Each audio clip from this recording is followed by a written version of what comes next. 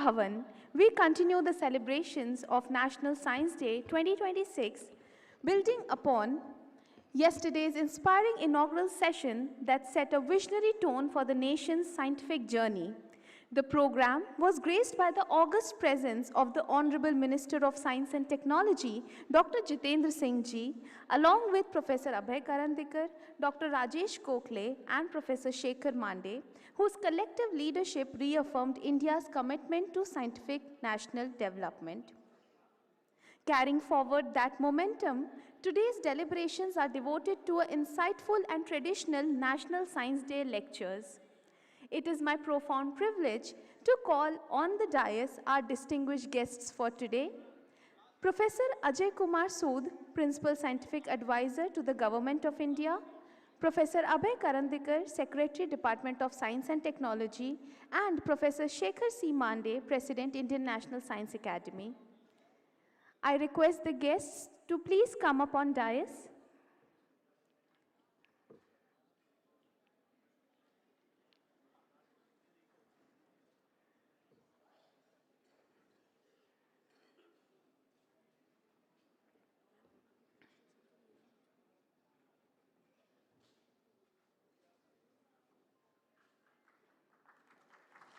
A big round of applause to our distinguished guests.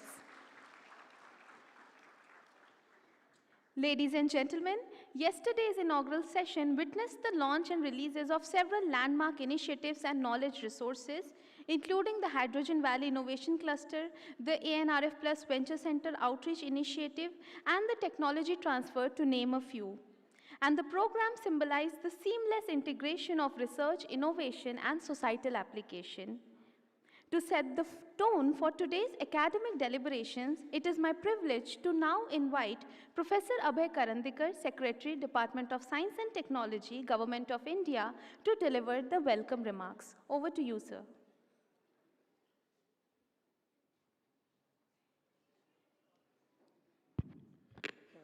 Thank you very much.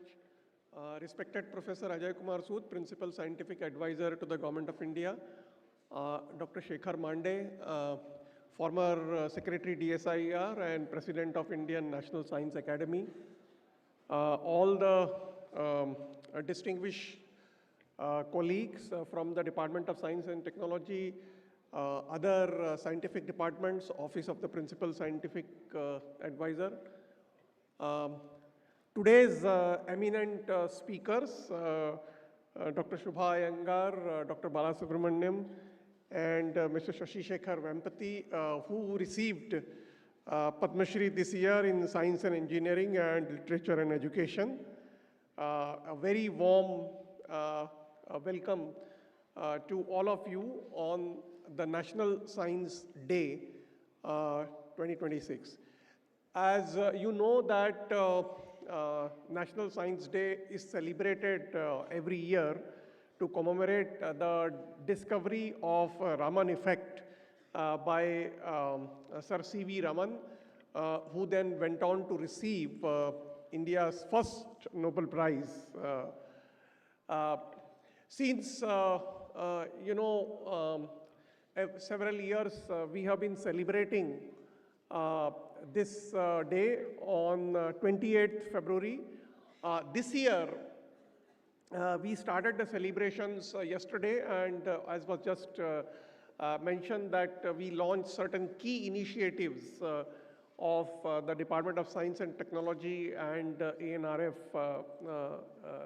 in the presence of the Honorable Minister, Dr. Jitendra Singh Ji.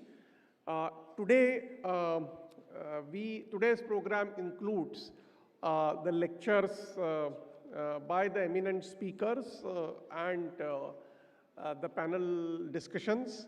I'm sure that these lectures will be motivating for all the students and researchers who are here to look at the exciting areas, which will be talked about by these speakers. So once again, thank you very much. Again, a warm greetings to you. And I would now then, today's proceedings will be presided over by Professor Sood, and we look forward to the 3 National Science Day lectures today. Thank you.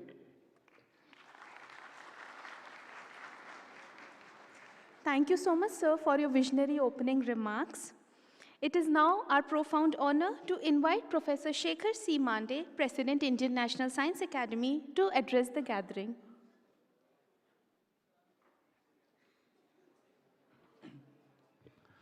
इस मंच पर उपस्थित माननीय प्रधान वैज्ञानिक सलाहकार भारत सरकार professor Ajay सूद जी, विज्ञान और प्रौद्योगिकी मंत्रालय के सचिव प्रोफेसर अजय करंदीकर जी, इस सभागृह में उपस्थित इस वर्ष के पद्मश्री पुरस्कृत 3 बहुत ही जाने माने वैज्ञानिक डॉक्टर शुभा अयंगार, डॉक्टर बालासुब्रमण्यम, शशिशेखर वेम्पति जी, सभी महानुभाव, छात्रों छात्राओं, सर्वप्रथम भारतीय विज्ञान दिवस 2026 के लिए मैं आप सबका हार्दिक अभिनंदन करता हूं और आज के कार्यक्रम में आपका सभी का हार्दिक स्वागत करता हूं। जैसे कि प्रोफेसर करंदीकर जी ने आपको बताया, 1928 में इस दिन सीवी रामन जी ने कलकत्ता में एक Indian association of cultivation of science करके संस्था है, वहाँ पे एक नई खोज की थी और उस खोज की उन्होंने पूरे विश्व में उस दिन घोषणा की, जिसे सीवी रमन जी ने कहा था a new type of secondary radiation, और जिसे हम लोग आजकल रामन इफेक्ट के नाम से जानते हैं। और जैसे कि प्रोफेसर करंदीकर जी ने हमें बताया कि इस खोज के लिए सीवी रमन जी को नोबेल पुरस्कार प्राप्त हुआ था 1930 में, और इसलिए हर वर्ष हम लोग 28 फरवरी को इसी दिन भारतीय विज्ञान दिवस मनाते हैं सब जगह। और उसी सिलसिले में आगे चलते हैं, मैं विशेष विनती करूंगा, आग्रह करूंगा हमारे प्रधान वैज्ञानिक सलाहकार प्रोफेसर अजय सूद जी से कि वो आज के कार्यक्रम की अध्यक्षता करें। धन्यवाद।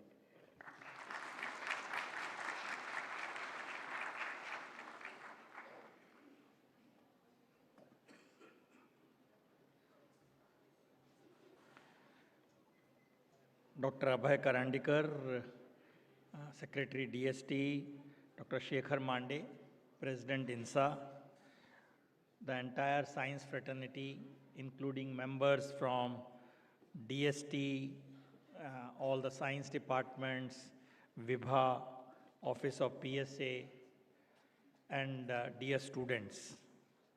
First of all, my heartiest greetings to all of you on this National Science Day. I also take this opportunity to congratulate our 3 speakers today for being conferred the Padma Shri this year, Dr. Shubha Iyengar, Dr. K. Balasubramaniam, and Shri Vempati. We are all proud of you.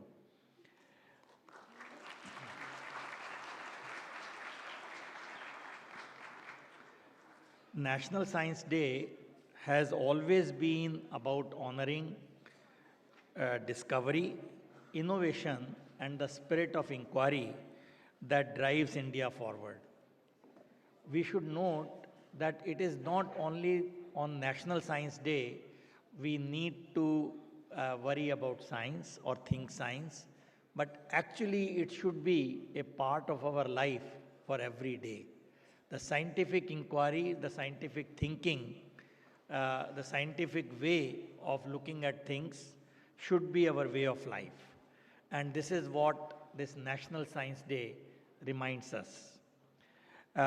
This year's theme, which is so very well chosen, Women in Science, Catalyzing Viksit Bharat, echoes this, our scientific progress and scientific inquiry in a very profound way.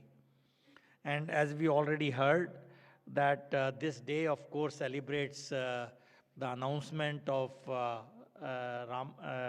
Raman effect, now as it is called by Sir C.V. Raman in 1928. And this day today is really for all of us to look at how we are doing in science and what we need to do to really take India forward. Now, as the theme is on women in science for this year, we should also see, it's good to see some historic facts that there were a lot of women scientists who worked with Sir C.V. Raman and his associates. And if you look at that, this entire journey embodied in this scientific inquiry, pioneers like Kamla Shone. Actually, she was the first Indian woman to earn a PhD in science, who broke barriers in Indian Institute of Science, my alma mater, and went on to lead nutrition research. And another prominent name is Dr. Anna Mani, who became Deputy Director General of the Indian Meteorological Department, shaping India's weather instrumentation and renewable program. And for those who have come to my office, you would have seen her photograph in my office. So, and then we also know Rajeshwari Chatterjee, who rose to head the Department of Electrical Communication. Because usually women, they think it's only biology, but there are many examples. Rajeshwari Chatterjee, she was head at the Department of Electrical Communication Engineering at IISc, and pioneering work in microwave engineering, and trained whole lot of generation of engineers. And of course, we also know about Dr. Lalita Chandrasekhar. Some of you might know, she is wife of late S. Chandrasekhar, our Nobel laureate in physics. But in her own right, she was very accomplished. A physicist who contributed to astrophysics while advocating for women in science. So their journey reminds us that women have long been catalysts of India's scientific progress. Now, celebrating National Science Day under this theme is not only about recognizing or acknowledging women's contribution to laboratories, classrooms, and startups, but it is also recognizing them as the catalyst of national progress in all walks of life. It reinforces the idea that science is not an abstract pursuit, but rather than as a force that shapes society, economy, and culture. So so I thought it is good to look at, because there may not be other occasion, to look at some statistics, how we are doing in this, so that it's also a reminder where the gaps are.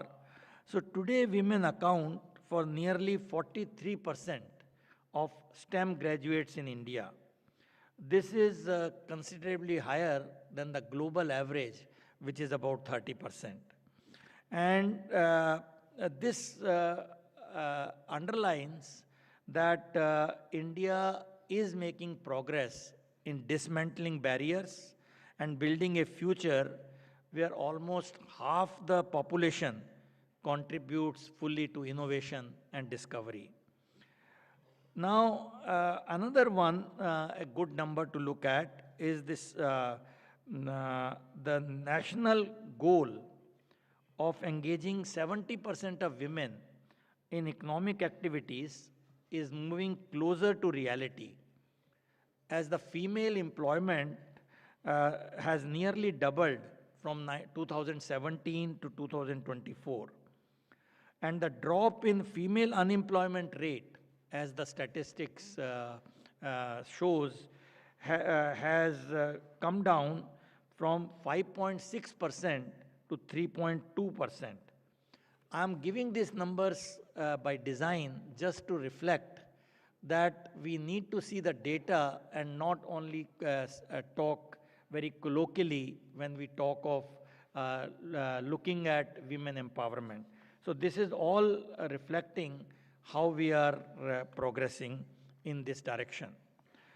Now, although this transition into the professional workforce is still unfolding, The Research and Development Statistics Report, which has just come out a few months back, 2025, shows some encouraging progress. So I thought again it will be interesting for today to note that women now constitute about 18.6% of the total workforce engaged in R&D activities. And sector-wise, their presence is most visible in government institutions, where almost 45.9% of women in R&D are employed. And another 27.7% are contributing in the higher education sector. So this number has to go up, because if you look the various higher education institutes, there is a lot more to be desired when we want to look at gender equality. So this is, these are the numbers just to know that we are doing well, but we still have many more things to do, so that this does not even become a point of discussion, but is taking as a done deal.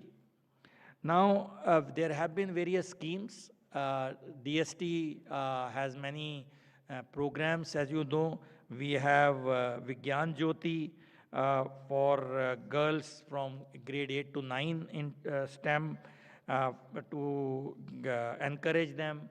Then we have Vice Kiran. We have Gati, the gender advancement or transforming institutions. All these are contributing to the statistics which I just presented. And this again, I think there is a whole continuum of reforms which are happening. For example, 180 days of paid maternity leave, flexible child care leave, and so on. But all this will add to the goal of really having the full women involvement in not only in STEM, but in all walks of life.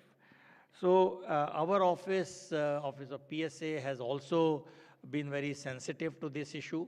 We have a few programs.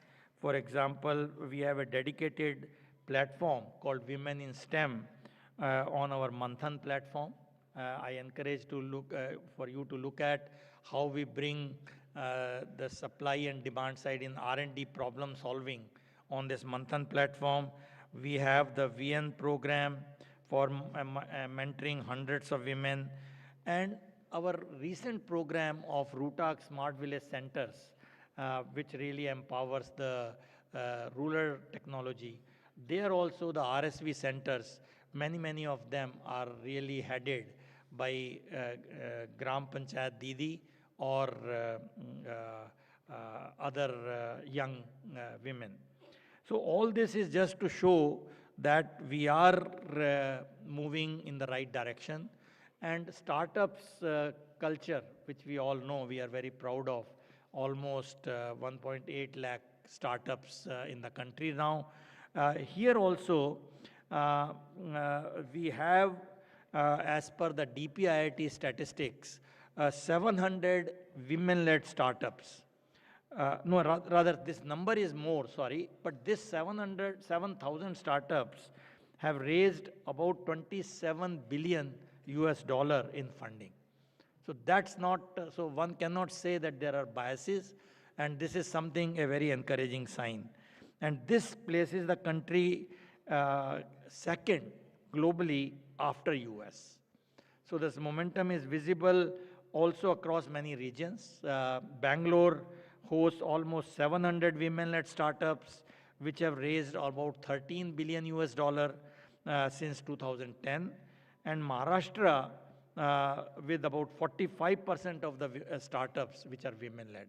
So I thought it's good to look at the statistics on this day, be it in education, be it in R&D, be it in the startup ecosystem. So now even in MSMEs, which is a huge part of our economy, 20% of the MSMEs are women-owned. And this is something, a good sign, and I'm sure this number will go up. And they contribute almost to $630 billion to nation's GDP, a substantial fraction. So I think we also have challenges. Probably I mentioned on some other occasion, though we have 44% women in early career, as you go up, it's only 26%. So this leaky pipeline we need to address, that why only 26% and why not all of them remain in the workforce and go to the leadership role. So this is something we should be aware of it, and all the leadership in the room as well as outside, we will work towards that. Now, the journey towards a developed India finds its guiding spirit in the legacy of another C.V. Raman student, Dr. Janki Amal. Some of you must be aware, pioneering Indian botanist, first Indian women to receive a PhD in botany. And her groundbreaking work in plant breeding and cytology, particularly in developing high-yield sugarcane, directly strengthened our nation's agriculture economy. So by combining scientific excellence with national service, all these women scientists and the entire community has demonstrated how women scientists can shape not only knowledge, but also the very foundation of economic progress. So once again, my greetings to all of you on this National Science Day. And this Science Day reflects our mission to have S&T as the pathway to Viksit Bharat 2047. And this is something we are all co-travelers, and I am sure in coming years we will have many, many more things to show. Thank you very much.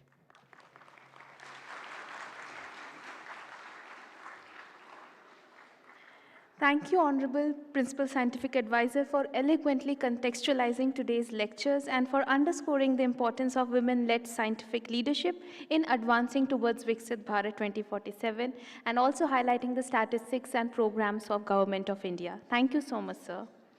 To move ahead with the proceedings of National Science Day 2026 lectures, I call upon stage Dr. Rashmi Sharma, Head, NCSTC, Department of Science and Technology, Government of India.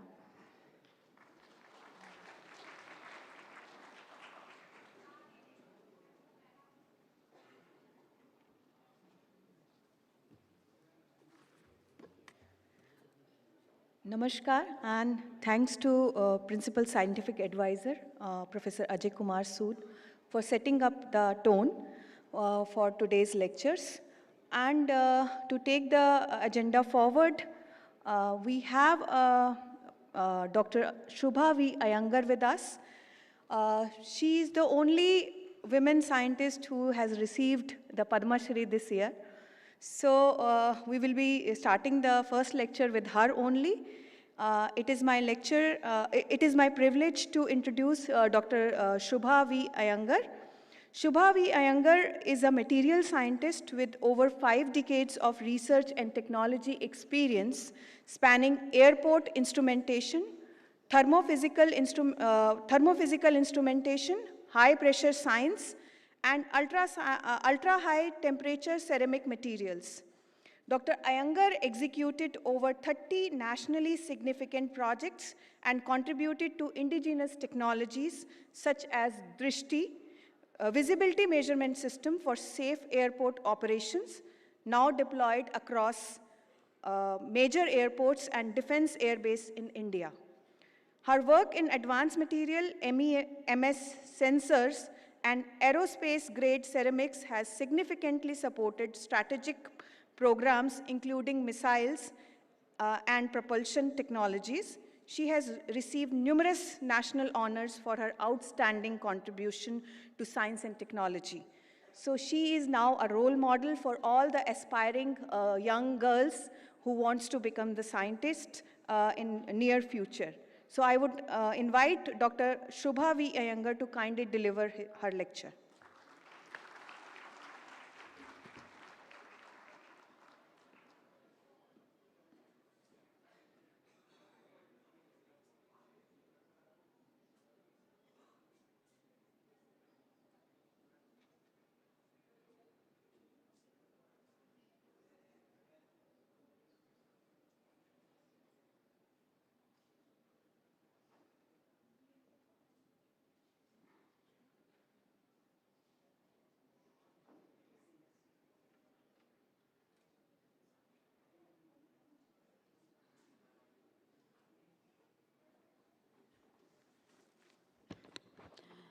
Good morning to all the dignitaries and my dear students and many people who have attended the function today, particularly to Dr.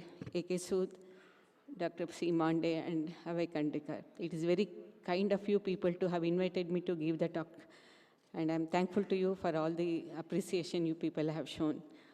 I will just project my work, what I did for almost 46 years of my stay at NAL. I joined CSIR NAL as a research person. I got CSIR fellowship directly from CSIR without any interview or any written test during those days way back in 1974. So many work, what I did, I briefly present whatever I have done at those days. First slide, please.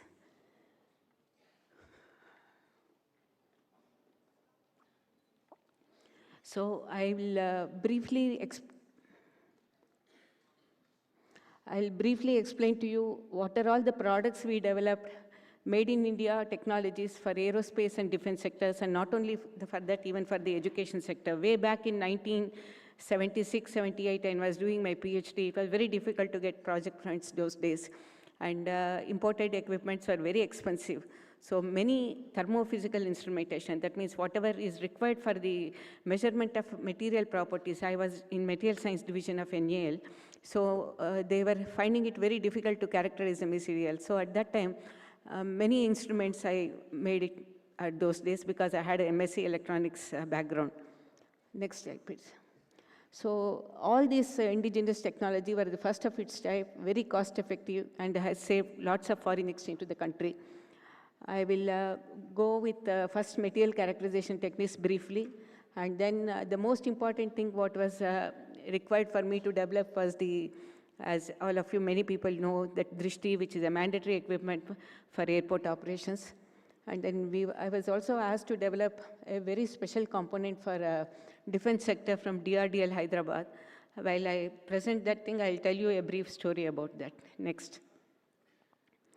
So these are all the different characterization techniques which were developed way back in 1976 to 1980.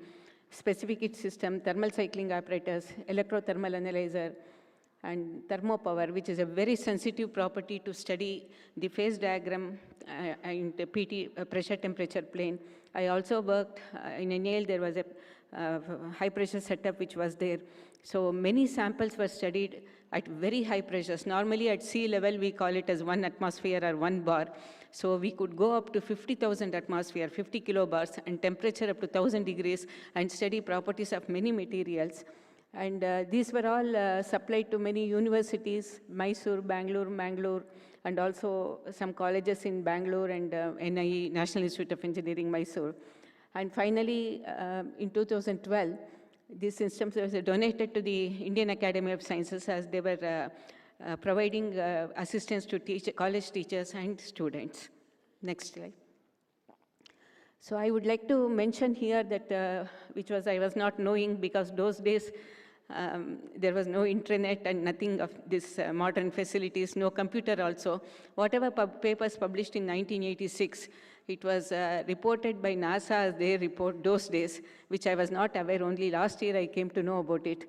And of course, we have characterized many materials for scientists from Bell Telephone Labs, Max Planck Institute of Germany, and many other organizations, and many even Nobel laureates used to send their samples because they believed that our characterization technique was very good. Next.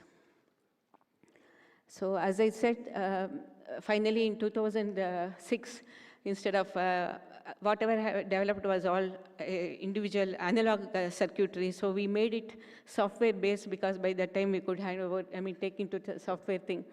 So donated these systems also to the science education program. And Professor R. Srinivasan, who was there as a director of Indian Academy for teaching the college students, we got it, and we got 5 awards for this system.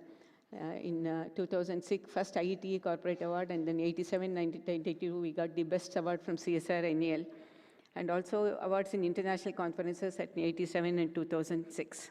Next. So this is the most important product which we had to develop, a visibility measuring system. It's a mandatory equipment which gives information to the pilots how much distance he can see on the runway. Normally, it is very crucial, particularly during the fog season.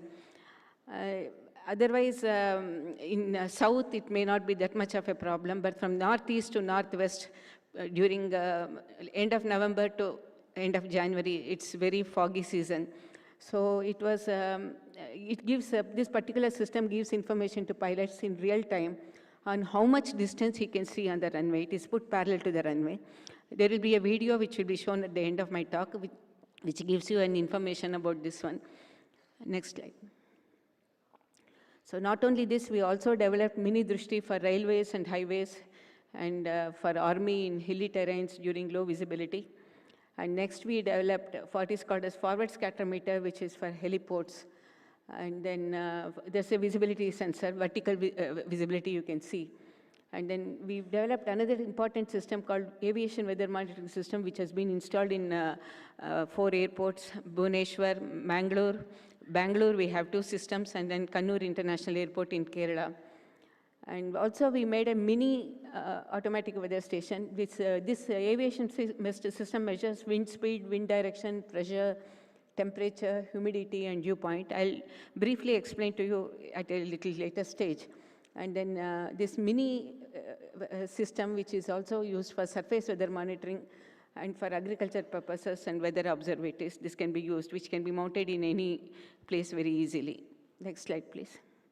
So as I said, visibility is a very crucial parameter for pilots. And what is visibility is during landing or takeoff, the pilot should be capable of seeing, there will be a white mark in the runway that he should be seeing during the daytime, and during the nighttime runway lights.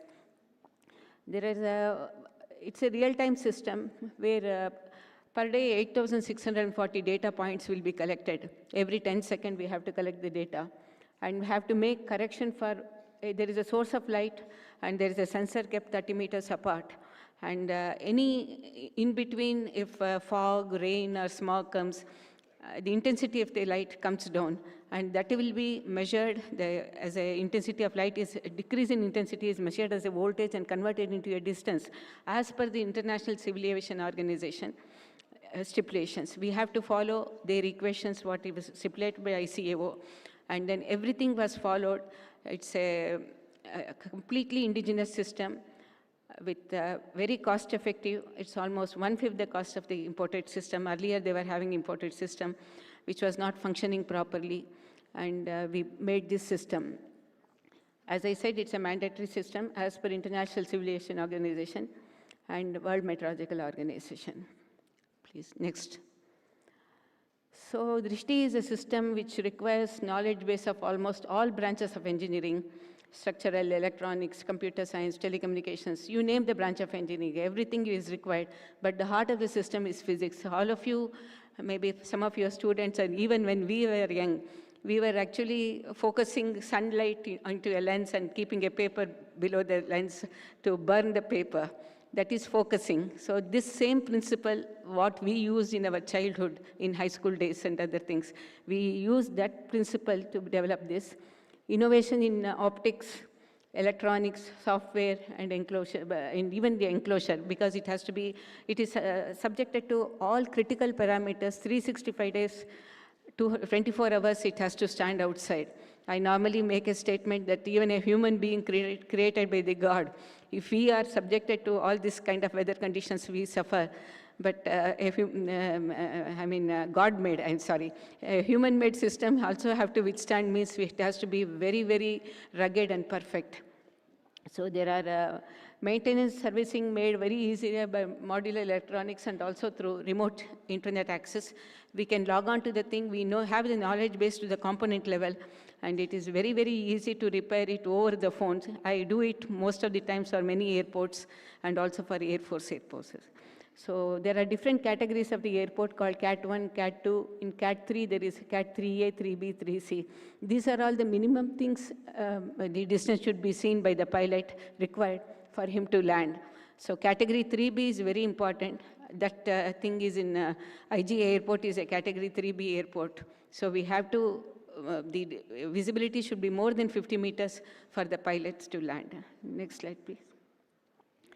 So as I said, the Drishti is put parallel to the runway, and the whole data communicated to the ATC. Normally, you people would have seen a tall building in most of the airports.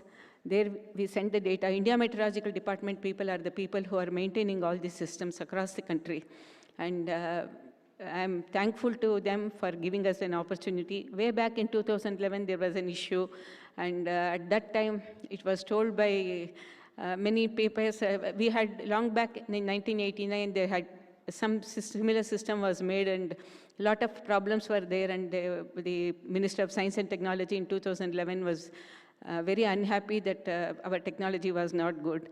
So I was sent for the meeting because I had the electronics background, and I was told that this has to be somehow sorted out.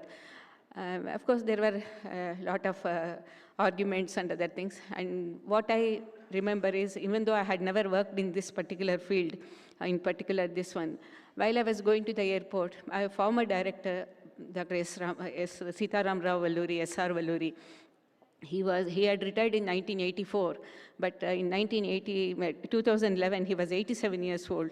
He called me and told me, you have to keep up the prestige of NEL. A person who had retired 27 years back, if he had that passion that NEL name should not go down, and he said, somehow you have to do it. And it is with his blessings and the support from India Meteorological Department people. And I would like to introduce two people who have come here from India Meteorological Department people who were there at the time when I developed this system, Mr. M.K. Bhatnagar and Mr. Vivek Sinha, both of them. It's a real, I thank you both. Both of them were main people controlling all the airport's operations. So it was very nice of them to support an indigenous system. And another person who supported was, at that time, was Dr. Lakshman Singh Rathore, who was the DG of IMD, and then Dr. KJ Ramesh came. Both of them supported our system so much. Now, 51 systems are working in 21 international airports. I hope it continues. And then I'll come to the next stage later. Next, please. So, Journey of Drishti, as I said, it started. There was a meeting on June 15, 2011. I was given time for within 3 months I am supposed to develop this. Otherwise, NEL is supposed to pay back a huge amount of money, which was impossible. And they came and checked the system at our lab, whatever the system was made in October. And then the runway given to us was a runway where only foreign aircrafts land. And if they approve, then they said, we'll accept it. If there is a diversion, it is very tough because all the passengers have to, first of all, aviation fuel is very expensive.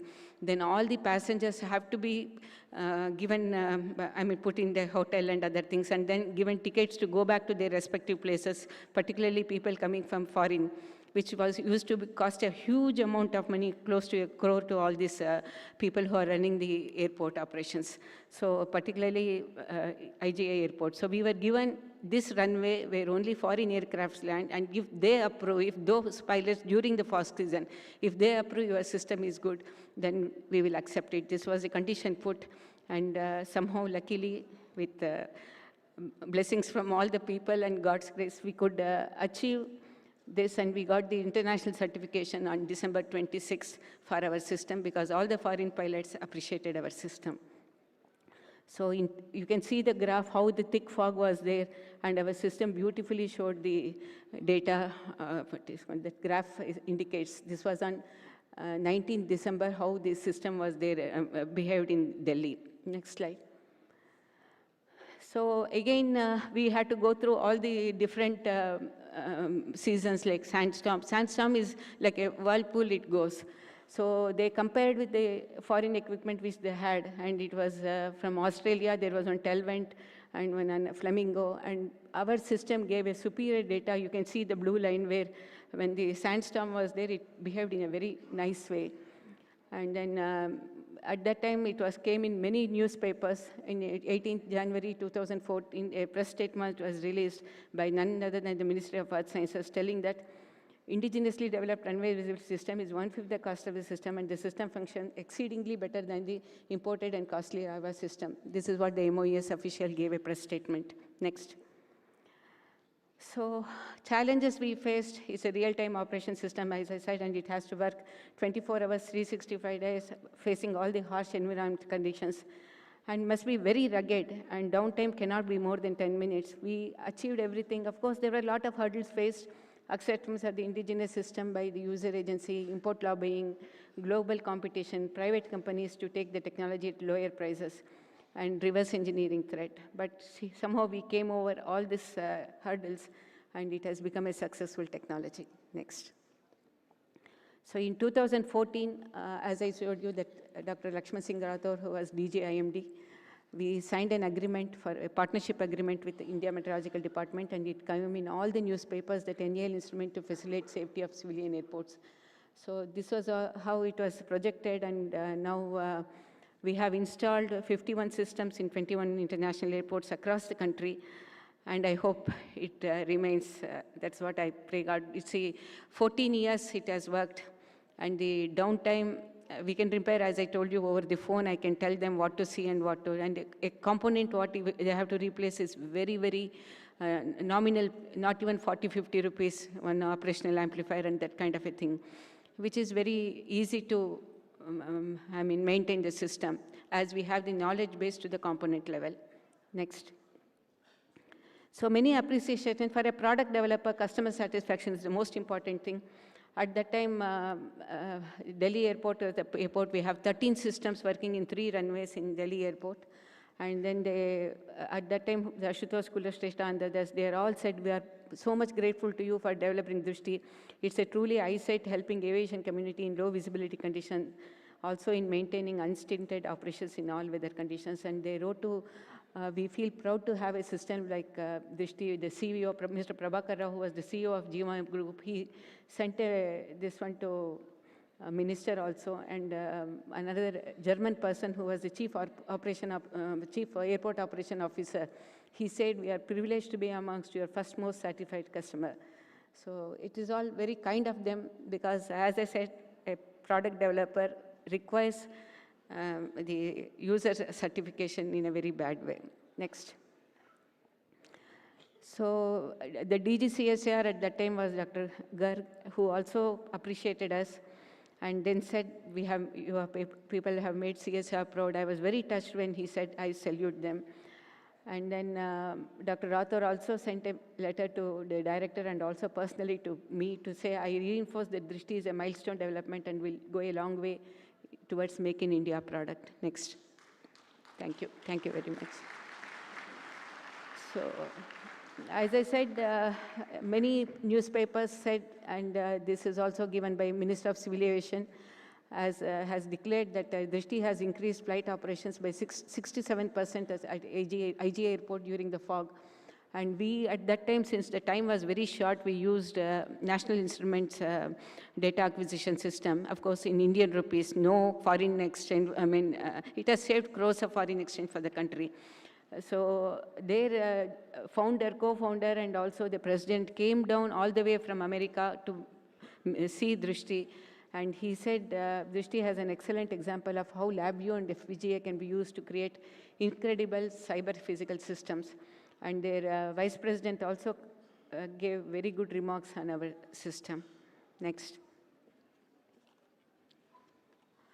Okay, during 2016, Tata's got a very huge order from this one. So at that time, they had initially gone with Indian Air Force modernization of Air Force infrastructure. They had a huge project. Initially, they went with imported system from Australia. I told them, but they said, we have already gone with the tender with that name. But it did not work, so we signed an agreement because they were losing a heavy money because this is a mandatory equipment and defense people were not paying them the money. So they were losing heavy money every day to the tune of few crores. So we supplied them 22 systems, and then also we gave them technology transfer in this one when they got the second phase, where now totally 120 systems are working in Indian Air Force air bases, and it is aiding the country in a big way for IAF operations. Next. So many letters have come. I will not go into the details. They are all appreciated. Tata's people have sent a letter to Dr. Harshavardhan, who was the Minister of Science and Technology at that time. They said it's a true feather in the cap towards the Make in India concept promulgated by our Honorable PM. Next. So this also appeared in CSAR Republic Day Parade. This came, and then also Center of Excellence workshop on Drishti RVR was made for Air Force Station in Agra in 2000. This one we have got some copyrights, publications, and we also got many awards. And our sincere thanks to Jet Airways, AirAsia, and Indigo and Blue Dot people for transporting the system, because it would have costed us more than 200 to 300 lakhs, but they all transported it free of cost, because they said you are saving our aircraft, passengers, everything. It's very kind of them to have helped them. Next, please. So as I said, Dr. Harshavardhan came down to NEL and he wanted to see how the system performs, and then it was also put as na mumkin ab mumkin hai, which is not possible was now possible. We have got many awards, 10 awards for Drishti, team awards, and I have individually got 14 awards. Next, please. So even put it in Bangalore, it was appreciated a lot in papers that Bangalore airport has got all our systems. That's our, I stay in Bangalore, so felt proud. Next. So many letters were given, and international recognition also came. One person from IMD, Mr. Mohan, had gone for a conference Exeter in England, and there the General Secretary of World Meteorological Organization and International Civil Aviation Organization, they told all the other countries to take Drishti and put it in their airport. And recently, one of my classmates has gone to Germany, and there I believe, you know that German technology is considered as an excellent technology. There they appreciated, okay, so this is the thing, the Germans appreciated our Drishti a lot, I believe. Next. So I believe time is going on, so I don't want to say much about it. This is when Drishti completed 10 years, all the people appreciated our work a lot, and few messages I have put it there. Anyway, since time is up, I don't want to go into that. Just one sentence I would like to tell that, next please. That presently 171 systems are working in the country, and it has proved its thing because 14 years it has worked continuously. Next. So also we made a new system called as Bharat Visibility System, which is also installed in Doniapoli Airport, Itanagar. And next, with many novel technique, completely indigenous, even National Instruments data acquisition system and other things are not used. Next. So let me not, you skip this slide, please. So we have made, as I said, other systems also, aviation weather monitoring system and other things. So since time is up, I will stop here, but only one sentence I would like to make. We also contributed a lot to the defense program, DRDL program, where a crucial component was required for the Agni missile, and it was not meeting the target. We developed that system, a component, many components, 4 to 5 components, which were all embargo product, and then which was embargo product, and also that it was not successful by many foreign countries when they think we could do it, and the Agni missile program became very successful, and later on they wanted us to do it for 2-3 programs also of reaction control thrusters and scramjet, ramjet engine, for which are all used in satellite programs, and all those things became successful. You just go to the last slide, please. So this is what this particular, we made a new pillar, which was not, earlier they were using fiberglass thing, which is very dangerous because very high temperature, the glass fiber oozes out. So we made a new thing with aluminum angle, and nature proved when Fani cyclone took place, the mast fell on its own, which was required, and that it happened. Next. You just skip all these things. So this is the Agni missile program, which one I told everything, so you can go further since time is up. Next. Next, please. So we met all these things, and the success of this particular thing, we used zirconium-based alloys for making this particular component, which can withstand 3000 K, and also many, a very high speed it withstood actually. of Mach. We say 6.2 Mach is a sound of velocity which is very, very high, and it withstood, our component withstood without erosion. And I give this technology, this one, the credit goes to a person who passed away, who was in NEL. He had a lung cancer and he passed away. So we dedicate this success to his. Next. Thank you. Next. That's what I have put, success of DRDO project dedicated to late Dr. R.C. Shadri, who started it. Next. So to achieve and to be successful, this is for students, hard work, disappointments, criticisms, rejections, everything will be there, but have confidence. Do hard work, have confidence, and that will definitely take you to a better this one, and it will make you achieve. Confidence and determination is most important. It is better than, confidence is better than perfection because it will make you handle the worst situation. So we have a next slide. Next slide, please. So I will say that Ramakrishna Parahamsa always said success is a measure as decided by the, accepted by the users, but satisfaction is a measure as felt and decided by us. We have the satisfaction that we have contributed something to the education, aviation, space, and R&D and defense sectors. Thank you very much. Sorry for taking a little bit more time.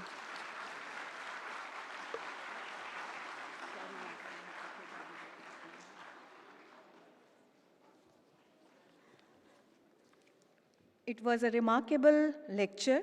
Thank you, ma'am, for your enlightening lecture and for sharing your remarkable journey for, in development of indigenous scientific technology.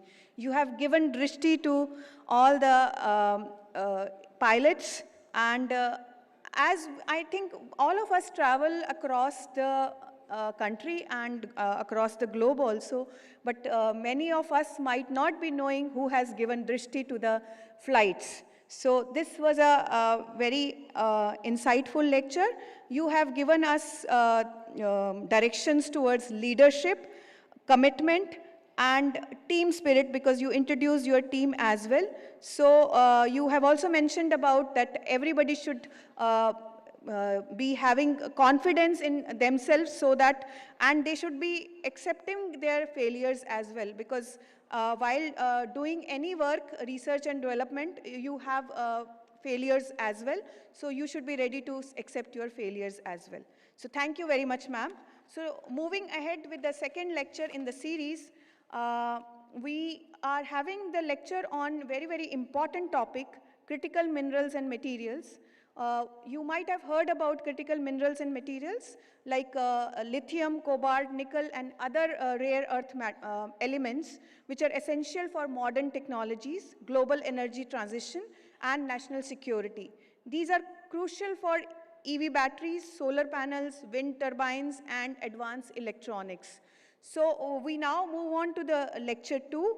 It is my pleasure to invite Dr. K. Balasubramaniam, Director, NFTDC, an eminent leader in technology development and translation research, whose work has significantly contributed to advanced manufacturing and technology deployment for national missions. He has worked in the area of critical minerals and materials. So may I request Dr. K. Balasubramaniam to kindly deliver his lecture.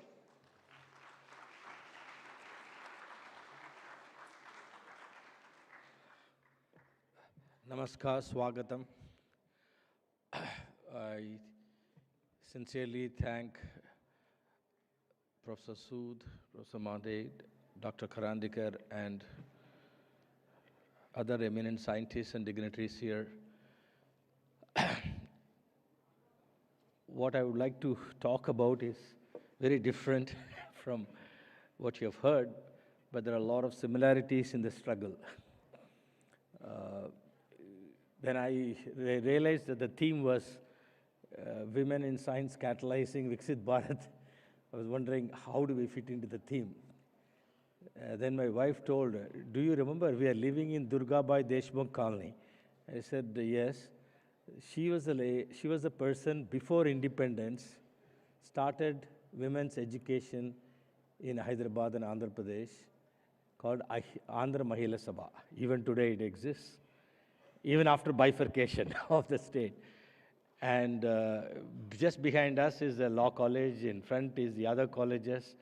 So imagine more than, 75 years ago, people who have taken all these initiatives.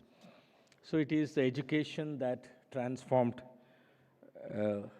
our landscape, and many, many people have contributed it. The next, if I can start the slides. See, instead of talking what we have done earlier, can I go to the next one, please? Is it the right? Yes. Instead of talking more than what we had done before, our current challenge, what do we do, and what is the roadmap that we have to do is what I want to present. About 20 years ago, we had two problems presented to us, or more than two, but two we took up. One was the cryo engine. The Russian satellites, or Russian engines that we bought, 3 of them, did not reach the orbit, and the then chairman, ISRO, suggested that we had to take it up 100% indigenization. So that's what we did, and that has gone to Mars, Moon, etc. I'm not talking about that, but that was the one that brought us into critical materials. All the things that we had to do, we are a non-ferrous materials technology center, the self-financing one, and we had to do it ourselves. There are a lot of students here I want all of you to appreciate. You are seeing Donald Trump going and ready to take over Greenland, Ukraine, everything for critical minerals, correct? Whereas we have some of them with us and many of them not with us. So what do? Nature has not given us some things. If you look at it, if you look at the periodic table, you'll see on the left, we call them as base metals. We will be making them in almost 1 million tons or hundreds of million tons if it is steel, which is only the 5 group. Whereas there are 30 plus on the right-hand side, we call them as technology critical materials. You have very little you take, but it has a very disproportionate effect. Be it your battery, your cell phone has 22 critical metals. 22.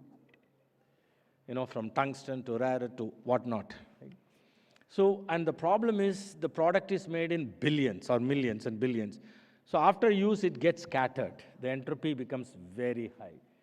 And it's used in electronics, automotive, energy devices, etc. Whereas we are traditionally in structural energy and transfer. The next slide, please. I have deliberately grouped it on the right-hand side. Why? Because if you see the first line, all these non-ferrous metals from your periodic table, you'll find they're all sitting in rows after rows below. The first line, we have lost it because it comes along with the base metal.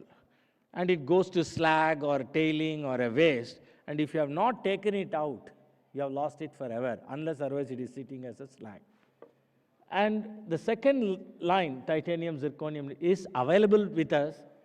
And nickel, cobalt, I put it in red, not available. So whatever is in red is not available. RE, rare earth, is available, boron, beryllium. And the last line is very important. They are called alkali metals. All you students will know that. They are the only reductants available to a metallurgist. Only with that we produce everything else. So carbon and hydrogen are important, and all the other metals are produced using either electrons or carbon. So sodium, lithium, calcium, magnesium, etc., etc. So this is the starting point for taking out all the elements in the periodic table. The next one, please. We are deliberately good. I'm not going to go through the details of the slide, except that whenever we talk of critical metals, we have to see which sector it is going. And for that sector, what it is. So there are 15 sectors, and I'm giving you the top 6. Aerospace, aeronautics, nuclear, automotive, energy storage, energy production, and electronics. And if you see, whatever is red, which I have showed you, it is not available as a resource with us in India. So we need a strategy and a solution. And now we have carbon, composites, and new things. And whatever is green is available. Luckily, rare earth is available. The next slide, please. Like that, you can continue for the other sectors. So for 15 sectors, we have to have an impact. So we need a roadmap. We need a solution. And that's what I thought I will interest all of you people in to enter into this one. The next one, please. if you have to produce a material, you have to do what is called separation process. There are only 3 types you can think of: separation, synthesis, transformation. But all these separation processes are like kitchen. You can imagine kitchen to be a metaphor. How many processes are there in kitchen? Hardly 10 or 15. Cutting, sauteing or steam or whatever it is. We have a set of raw materials. But the number of dishes are too many, the way I showed you in the sectors. So it is a recipe is the knowledge which converts it. So if you look at it, these are the processes that is available. Blue is what we take it as a ore or whatever it is. And what is red is all the high temperature in air or in inert atmospheres. And whatever is all, we are trying to separate. If you have to separate, you have to have 2 phases: liquid or gas, solid, solid, liquid, liquid. So you are moving the material between them. So this is known. So that means what? The processes are known. Unfortunately, we don't have the raw material. Whereas the products we are importing. Now, if you look at the kitchen metaphor, imagine if you're every day ordering everything by Swiggy, and somewhere outside the country it has to come from. And you know how to cook, you have a kitchen, everything, but it's not happening because we don't have the raw material. The next one, please. Our problems are becoming bigger because mining has been going on for centuries, right? So the acids, the ores are becoming finer, leaner, and our energy intensity is becoming higher, and water intensity or water stress, as we call it, is becoming more stressful. So we need new solutions which reduce chemicals, energy, and water. We want zero discharge. This is our target. The next one, please. Next one. So this is what I would like to advise youngsters. Whatever you do, be it your personal life or problems or aspirations, or even do a SWOT analysis. Learn to do a SWOT analysis. So what is our strength? Our strength is we are very strong in IT, programming, all these things we say. Actually, we are very strong in processes. We can process anything. We have the process knowledge. We have some things which are favorable to us in our beach sands. And many of these things, we can make it operational within 2 years. The moment we have access to a raw material inside India or outside India, within 2 to 3 years, we can make a plant. We have that much of strength and capability. So we have to convert the capability into capacity. But our weakness is what? Whole line, half of important non-ferrous transition metals is not available to us, and they are going into space, defense, and not nuclear. Nuclear, we are okay. And we do a wrong way. We have been doing it. We are doing serially from lab scale to a product to a plant. So we have to do something faster. So we need a mission mode and systems approach. We have been very successful in space missions. We have been very successful whenever we took a mission mode and a systems approach, we have been successful in India. The next one, please. Next one, yeah. That also gives us an opportunity. The whole world is suffering. So it is not that we are alone. So because of that, we are also part of a 13-nation key materials summit. So we have this. So what we find is that we have to use this problem itself as an opportunity, and we can transform. And we can become a leadership or role itself we can achieve. Because I'm interacting with Brazil, Canada, South Africa, Australia, which are all very mineral rich. In fact, they have not very much advanced in many of these things, converting their own raw materials into products. It is not. They have everything went to China, unfortunately, and they were processing it. So, but there are challenges, and I feel that those challenges can be addressed. And you just see only 3 lines there. One in the challenges, we need to produce specialty chemicals. I always wondered why we have not done that. When we are separating, we need ligands. We take it into solution, and then we start moving it. So I've started a mission on that. We need to do concurrent engineering. As we are doing things in the lab, we have to start thinking about a plant, not in a serial mode. And we have to handle multiple feeds. We can't build a plant for just only one source. So we identified these. But when we do all these things, we are also to be aware of a threat. I make a lithium battery source line, but I might end up with sodium sulfur as a disruptor. I will do a rare earth magnet-based motor, but I'll get very soon, by 2030, magnet-free motors or rare earth-free magnet motors. So the threat also has to be understood. That's how we are to do technology. The next one. So we come down primary, secondary, and tertiary, or the source of materials. That means we are given away our market. That means a lot of products are lying with us. Because a lot of products are lying with us, we will have end of life, which is an urban mine. So it is no longer a mine under the ground, it is a mine sitting in the city. So how much of small fingertip size lithium battery cells, all of them we would have thrown into the garbage. We can't throw anything into the garbage. We need a system itself. Next one, please. Yeah, now I go to solution now. Next one, I would have given a blank slide, yeah. Yes, this is what I have described. Our national scenario is we are very good in iron ore, bauxite, beach sands. We have significant reserves in rare earth and titanium. We are very bad in others.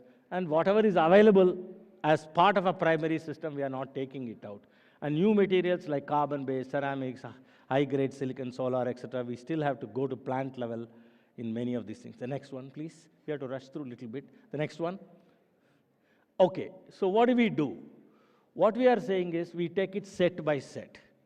Because why we saying set by set is, if the source is available already in our own primary metal with aluminum fellows or copper fellows, other things, why don't we incentivize them and take it out, like anode mud, slag, flue, dust, tailing, etc. The whole thing that is sitting in that red can be taken out from copper circuit. The other one, germanium we need, lead zinc. Gallium, vanadium is in aluminum. So we need a different strategy. Next one, please. Yeah, the next one. The set 2 is available, titanium, zirconium. We will not worry about it. The next one. Yeah, this is a headache, big headache. We are now talking about jet engine. And for jet engine, we need nickel, cobalt. I mean, all of this we need. And we don't have anything. So we need a solution. And so we said, okay, why don't we tie up with Africa, other countries, process a little bit there, bring it here, put up a plant. So instead of starting research, I've started looking at how to put a plant first. So this is what we mean by systems approach. We start with the output and then work back towards input, rather than being an input-constrained output. The next one. Yeah, so you would have seen this in the newspaper a lot. Sir, we have a lot of scrap. We have tungsten, alloy scrap, battery waste. Everybody is putting all of those things. But this can cater to about 20% and not more. And from this, I have to go to aerospace grade. It is difficult. So 10 to 20% we are saying it has to be for strategic purposes. So we say that change the policy so that we can import any scrap, any concentrate from anywhere, incentivize it, have government-to-government deals so that we do something there and something here and get a win-win situation. The next one. Yeah, rare earth, I've been on it for two decades, even when it was not fancy, when there was no demand. So that is what we mean. That is, we have to distinguish capability from capacity. We will not have market today. Chinese prices will be low. We cannot compete. So no business entity will come and put up a plant, even if we have knowledge or technology. So what we have to do, we have to keep it alive as capability in a pilot, come what may. So the capability, we kept it alive, and that is why today we are able to do this one. The next one, please. I talked about this. This is very important, often ignored. This is a co-plant that we have to do. Everything comes from carbon and hydrogen and electrons. That's the base. All the things that you see in the whole periodic table is coming from the top 3. That top 3 produces others, which produces a whole lot of other things. So in other words, we need a calcium plant, magnesium plant. We just cannot talk about a titanium plant without a magnesium plant. So we cannot leave gaps. That's the whole idea that I was trying to say. We need a lot of hydrogen because hydrogen is also produced. And hydrogen again comes from electrons, electrolysis. And therefore, it is again carbon or renewable energy. The next one, please. Let's go. We have understood this. This is what I described, capability versus capacity. We have to keep the knowledge alive as capability in pilots. So can we move on? Can we move on? These are all examples. How do we do each set I have given as so that we get out of the catch-22 situation, so that we start putting up plans right away rather than working on only R&D at a lower level. Can we go the next one? Yeah, this is an important slide. So we have to fight our battles. So we have to choose our battles to fight. So everybody cannot work on everything, right? So we start partitioning our resources.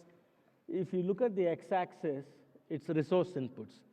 Knowledge input, facilities, and finance. The y-axis is impact. That means, impact means can we go to the plant level and what is important. If you see on the right-hand side corner, I have given carbon, which is carbon means engineered carbon and high-end carbon materials. Hydrogen, I think there is a very big mission now. And lithium, sulfur, sodium ion, so that the next generation energy devices. You see the middle one, blue and green. We have resources for some of them, we don't have resources for. But that's the most important thing that we have to address for the country. So the top one we have addressed in the last 20 years, and the middle one now, the blue one, is what we are now trying to do in the next 2 to 3 years. In the next 2 to 3 years, whatever you see in blue, niobium, tantalum, ore, tungsten, cobalt, nickel, we have to reach the plant level very fast. And we have no choice. And that's what the processes I have said and the policy. This is the game plan that we have. And all the other things is not very important. The black one that is on the right, germanium, indium, etc., are required for electronic industry. But the volume is less. But if we can get it out as a gallium nitride, it's even more expensive, or as expensive as gold. The next one, please. So what is the solution? We can't go and say explore more and try to open a mine, extract, go, no go. It will take years. And we need a solution in 2 to 3 years. So we have advocated what is called multi-material and multiple extraction under one roof very fast in next 3 years. So we have picked up about 4 or 5, and we said we will rush through it. Okay, the next one, please. So what are we? I come from this place, Non-Ferrous Materials Technology Center. About 30 years ago, early 90s, I was returning to India, and I joined my alma mater, IIT Kanpur. And I was hijacked within 1 day by Dr. Kalam and Dr.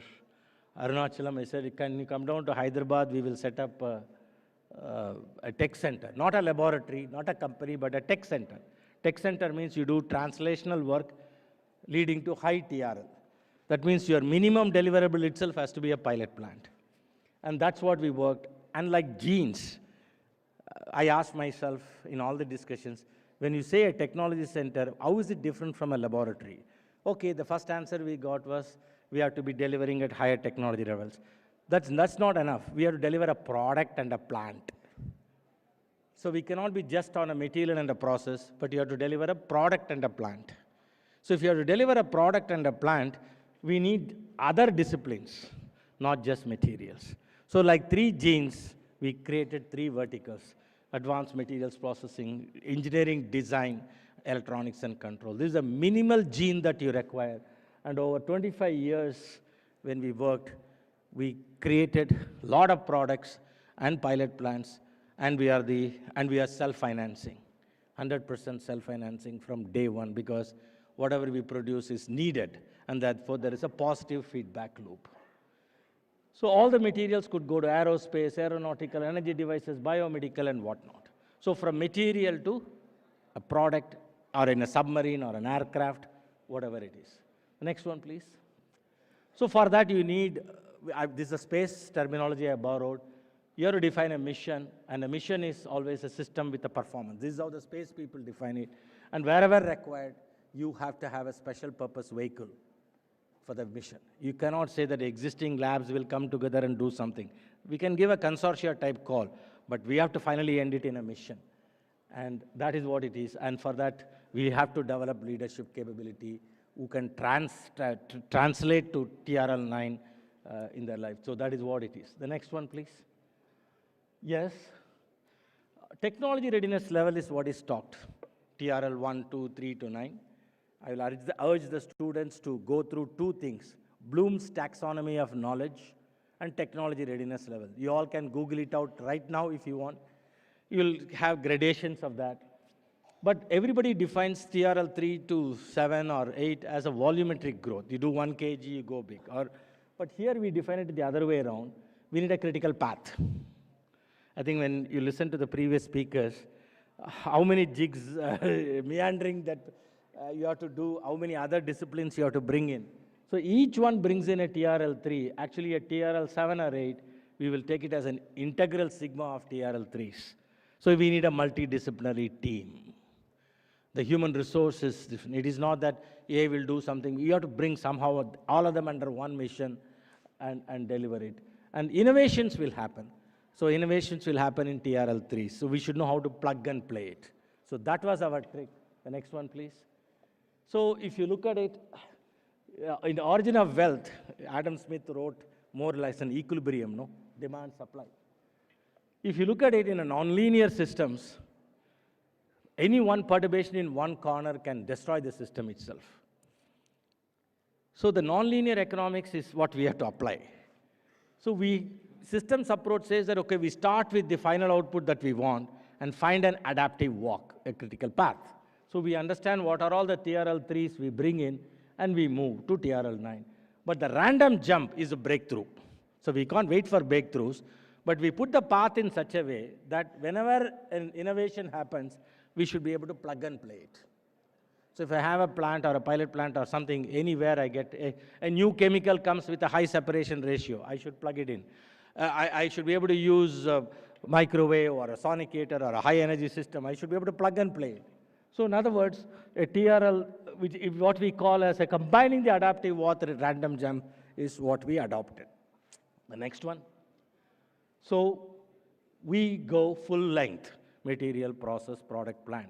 So this is in the news, rare earth magnet thing, thanks to China, US, trade wars and whatnot. So what I would urge the students to do is that you would have started with one area as a chemical engineer in a process, or a material scientist or a mechanical engineer in a design. But we make a team and we produce it. So I'll finish off in the next two slides. The next one. Again, you do the SWOT analysis, and we found out that, next one. I think we are running out of time. She's moving, so yeah. What we do is this. We have three risks. The three risks we had is, we need the raw material supply chain. We need process know-how, plant and machinery. That is the second risk. Third is, we have to meet the Chinese price. Now, these three risks, if you have, will any bank give you money to put a plant? First, they say, de-risk this. Do you have a supply chain? Do you have process know-how, plant and machinery? And can you meet the imported price? Now, if I have to get a endpoint out, I have to solve all of them, and that's what we did. We said that, look, we will build our own equipments as much as possible and make versus buy. The second thing we said is, our indigenous raw material availability will cater to 30%. So we'll encourage companies to go outside India or whatever it is, get more assets, tie-ups. Mind you, even before technology can be transferred or done, we have to do this. Third one is, at what sizing, if you have reduced the cost in plant and machinery, if you have our own assets of raw materials access, we would have come down. So I have to come down by 40 to 50% in the cost of raw material and plant and machinery to compete with China. And minimum we require is 3,000 tons to 5,000 tons. If we produce output, we can compete with China anywhere. See, today we are asked to even put up a plant in North America. It is not that we are importing technology. Now, we in rare earth manner, we can go out of the country and do it. The next one, please. So this is what we had, the whole line. We were doing it for the last 20 years, and we are able to finish it, all the 13 steps into a full plant. Next one. Yes, we brought in frugal manufacturing, we value added, and we reduced the raw material cost by 50% by our own. The next one. This is actual plant, and we created a new company as a special purpose vehicle, and will produce a plant now. And we'll be able to go up to 5,000 tons by 2030. We will not have a problem. We will solve the problem because the raw material supply chain is tied up. The next one, keep going on. These are all the grades that can be produced, not one grade. This is just to give you a flavor that so many grades have to be produced.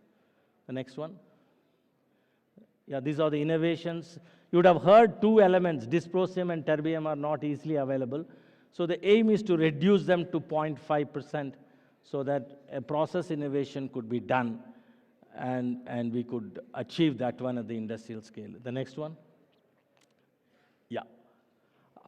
You tell me the time I have so that I can. Sorry, sir? 1 minute. Thank you. All right. So I'll take 1 more minute. So you see those two green we have finished. Oxide to metal to magnet and magnet to drives. Now we have to go to feedstock. This is what I said, one of the things that we have to solve. The next one, slide. So if you have to go to 20,000 tons of magnets, 5,000 to 8,000 tons of magnets, we need 20,000 tons of magnets. Eventually, we need to imagine the level of raw material that we require. Our beach sands cannot supply it. So what are we going to do? The next one, please. We said we need to augment the supply chain itself. Now, one side is scaling up the plant to produce more magnets. The other side is to think on day one, how do we augment it? So I need concentrate to metal or oxide augmentation. The next one. Yeah, I'll stop with this slide maybe. Where is it available, even if you want to augment it? That's the question, right? And it is available in Myanmar near China border, okay? Yeah, that is not a good solution for us, even though we can work it into some extent. But if you see the coal mines, in between coal seam, you will find clay. And that clay is thrown out. And we analyzed the clay all over the country, and we found that they can host the rare earths to some extent. And some of them will host more. That is what is called ionic clay, which is seen in Myanmar and South China. And one more place now it is available is Brazil. That is why we urged MEA and MOM to tie up with Brazil as early as possible. And we should be able to give technology, set up plant there, and get it. So we should not only be just looking at getting metal or something like that. We should develop technologies and be bold enough to put the plant in their place. The other thing what we said was, okay, we have our beach sands themselves can sustain us. We have 30 million tons. We can do a lot. So, but what we need to do is that we need to have states and the private sector coming into it. So that is what we call as the monazite residues still are not taken out. And the last but not the least is 25% of the magnet you make will come back as reverts internally inside the plant itself. So you have to produce 30% more. So we need to recycle also. But magnet recycling will not come back from motor or an MRI or a windmill very fast. It will take 15 years. So it is not like battery. So this is what is a challenge, and we have started a multi-material feedstock. Can we rush through and go to the last slide, please, if you can? Can you go down? Yeah, stop it. Can you go back? Go back. Stop it. This is again, what all you can take. You can take tin slag, you can take end of life of magnets, you can take clay, phosphogypsum. So all over the world, we have analyzed it, and we will be encouraging the industries to go and set up raw material acquisition processing there itself. So in other words, I stop here because of time. What I would like to summarize is this. A systems view means you cannot work only in one small specialization of yours. You have to think of a full supply chain to the product to a business. Therefore, you needed multidisciplinary team. And systems approach always says that you start from the output, not the input, not your specialization.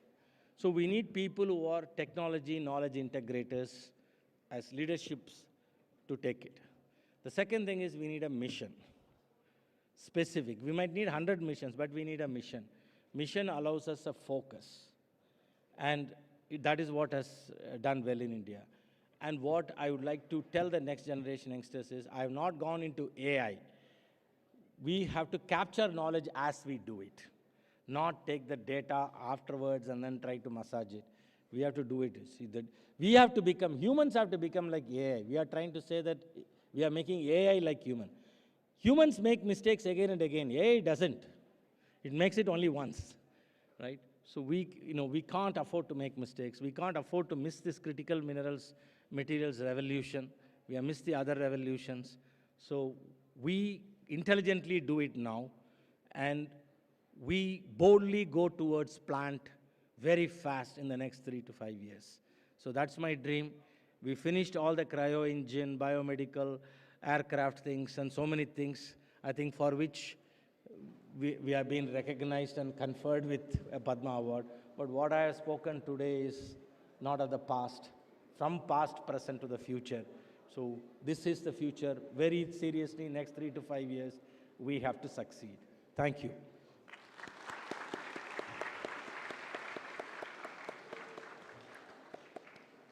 Thank you, sir, for your insightful address and for highlighting the crucial interface between innovation, technology development, and national growth. And you have rightly said, the critical minerals and materials are the future. You have also emphasized upon SWOT analysis, which is very important for the students to analyze their strength and enhance their strength, and then also analyze their weakness and work upon those weaknesses, in not only in their personal lives, but also on the projects which they are taking up. And your another advice was to go and look into the Bloom's taxonomy framework and TRL readiness level. So I request all the students to go and look into those things and read about these. And to take the lectures forward, I would now have the honor to invite Shri Shashi Shekhar Vempati, co-founder of Deep Tech for Bharat Foundation and former CEO of Prasar Bharati. He has been conferred with Padma Shri this year for literature and education. Education is the base foundation for the development of youth. Shri Vempati is widely recognized for his transformative leadership in modernizing Doordarshan and Akashvani with reforms spanning public broadcasting, science communication, educational media, and audience research. Through the AI for India initiative, he is actively strengthening India's AI ecosystem and also serves on the board of Bharat Gen Technology Foundation at IIT Bombay. Many of you must have heard about it, which is contributing to India's sovereign AI mission. He chairs the Apex Committee of Science and Technology Communication of DST and the UGC expert committees on educational media, while advising global broadcasting standard bodies and serving on several academic and research boards. May I now invite Shri Shashi Shekhar Vempati to kindly deliver his lecture.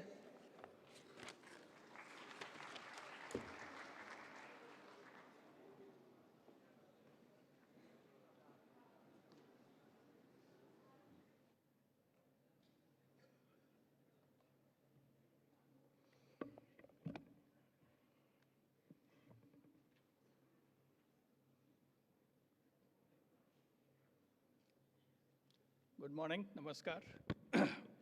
The respected Principal Scientific Advisor, Professor Ajay Sood, Secretary DST, Dr. Abhay Karandikar, President INSA, Shekhar Mandeji, all the distinguished scientists, fellow speakers, fellow Padma awardees, and all of you science and technology enthusiasts. It is not easy a task to follow two very distinguished scientists, because I'm not a scientist. I'm also not an inventor. So I'm standing here as someone who has played a very small role in terms of facilitating the journey of technology. So I'm here to talk about a new disruptive technology called direct-to-mobile broadcasting. And in the process of talking about its journey, I'll try to bring out some of the aspects in terms of what are the challenges, what does it take to take an idea from the lab to the market. Can we have the presentation?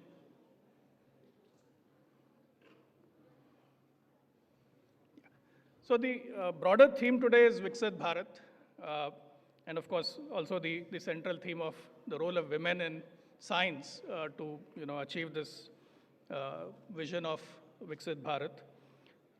So while I describe this whole journey of direct-to-mobile broadcasting, I'd also like to acknowledge that one of the primary broadcast engineers who was championing this technology at Prasar Bharati was also a woman, Mrs. Anuradha Agarwal. She's not here today, but I thought I should bring it up right up front. I was told that I had to speak for 30 minutes, and coming from the world of technology, management, and corporate, 30 minutes is a long time, so I thought I better have some slides, and rather than just doing it as a monologue. So in the interest of full disclosure, I had to use AI to generate this slides last night. So I used Google's Notebook LLM I fed my speech notes and it produced a very brilliant presentation. All of you will appreciate it. So one of the key learnings for me over the years is that the journey of an idea from the lab to the market, going all the way from a proof of concept to making it a potential commercial product, is a very complex and very challenging journey. And we saw that in both the earlier presentations today, be it Drishti, be it the whole journey with rare earth metals and minerals. So we have to think out of the box, and we have to think of different ways of achieving the goal. And once it is a disruptive technology, the challenges are even more because it is not only trying to get the technology to work, but it is also managing the entire politics around it, the entire complexities around it. So what is direct-to-mobile broadcasting? So before I get very specific about direct-to-mobile broadcasting, I'll paint the picture a bit about the history of broadcasting itself as we understand it today. So when I had become the CEO of Prasar Bharati in 2017, I came with very little background in broadcasting because I was working largely in the information technology field. And it was a learning experience for me to understand how broadcasting evolved over the decades. I don't know how many of you have had a chance to visit the All India Radio studios on Sansad Marg.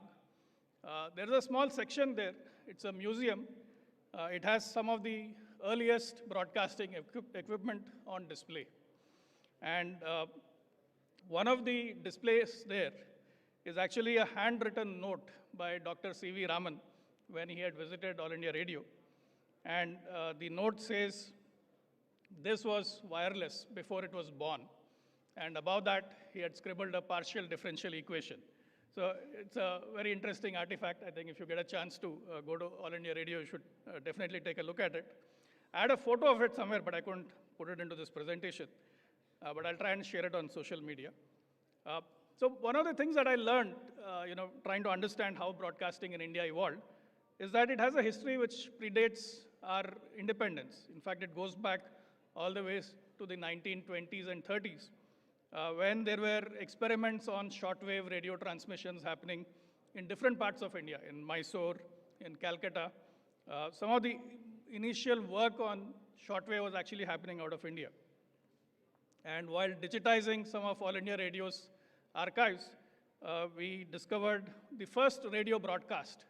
The audio is still available, and in fact, we put it on YouTube. It's a recording by Dr. C. Rajagopalachari, who is also India's first Governor General. So while radio has had a long history in the British era, it also played a very important role in the independence movement as well. You had Netaji using shortwave radio broadcasts out of Myanmar, Singapore, and Japan to rally the Azad Hind Fauj, the Indian National Army. So over the decades, radio evolved from medium wave to FM radio. We went from large vacuum tubes to being able to listen to FM radio on your mobile phone. where there's an FM receiver. In that sense, direct to mobile broadcasting is the same idea, that can you receive any kind of broadcast signal on your mobile device. It could be audio, it could be video, it could be text, it could be data, it could be anything. So that is the broad idea of what is direct to mobile broadcasting. Now, if you look at the history of television in India, television came much later, post-independence. In the 1960s, it was largely experimental at All India Radio. In the 1970s, Doordarshan was born as a dedicated television service. But many of my generation and the generation before me grew up in the world of what is called the rooftop antenna, where Doordarshan would transmit TV signals to the rooftop antenna, and then we would receive it on a TV. And this was largely a black and white transmission world till perhaps the mid-80s when color transmission started. And then you mostly got to watch just one channel for a few hours in the evening.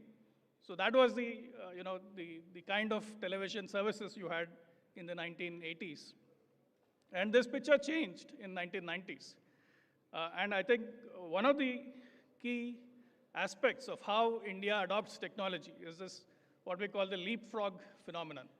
If you look at television, the world over, it went from analog terrestrial television to what is called digital terrestrial television, and then to cable, satellite, and the internet. In India, we kind of skipped a step in between. We went directly from analog TV to satellite and cable. And this is very similar to what happened in the case of telephony and internet, right? Where we directly jumped from landlines, a very low penetration of landlines, to hundreds of millions of people using mobile phones, skipping the intermediate steps. While in the rest of the world, you had terrestrial broadband penetration very high. In India, it is largely people consuming mobile data, 4G, 5G, on their mobile phones. Same thing with UPI and cashless payments. Again, we leapfrogged directly to mobile cashless payments instead of going through the whole credit card era. So that is kind of a very distinctive pattern about how India has adopted technology. And we saw that in the case of television, that we directly jumped to satellite and cable, where we had hundreds of channels and so on. And as a result of this, while the rest of the world took this path of digital terrestrial TV, we were already in the satellite era. Now that poses a very interesting challenge in terms of why we need direct to mobile and why did we even go down this path. So to understand this, we need to look at what was the picture in 2017, right? So you had this scenario where Doordarshan was operating a large number of analog terrestrial TV transmitters. And there was no clear path for what is the way forward. In parallel, you already had satellite TV, which had already taken off in the mid-2000s. And we had created this platform called DD Free Dish, which is a free-to-air, direct-to-home satellite platform, where you can get hundreds of channels. And the reason why DTH took off, while digital terrestrial TV did not, has a very important lesson for what it takes for a new technology to be successful.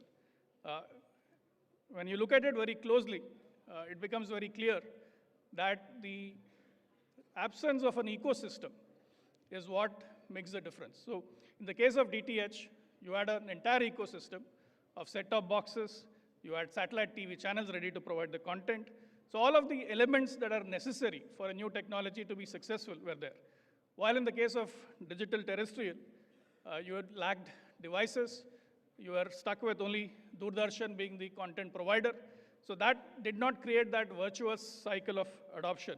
And as a result, digital terrestrial TV did not really have a clear roadmap going forward. And this was despite several attempts by Doordarshan to try different ways of trying to get DTT off the ground. And one of the key lessons that I learned when I became the CEO at that time was how do you break this, quagmire? How do you get out of this quagmire? How do you break this stranglehold where it's a chicken and egg, a sort of catch-22, where how do you create the necessary enablers for the ecosystem to take off? And without that, how will the technology be successful? How will you achieve, mass-scale technology adoption?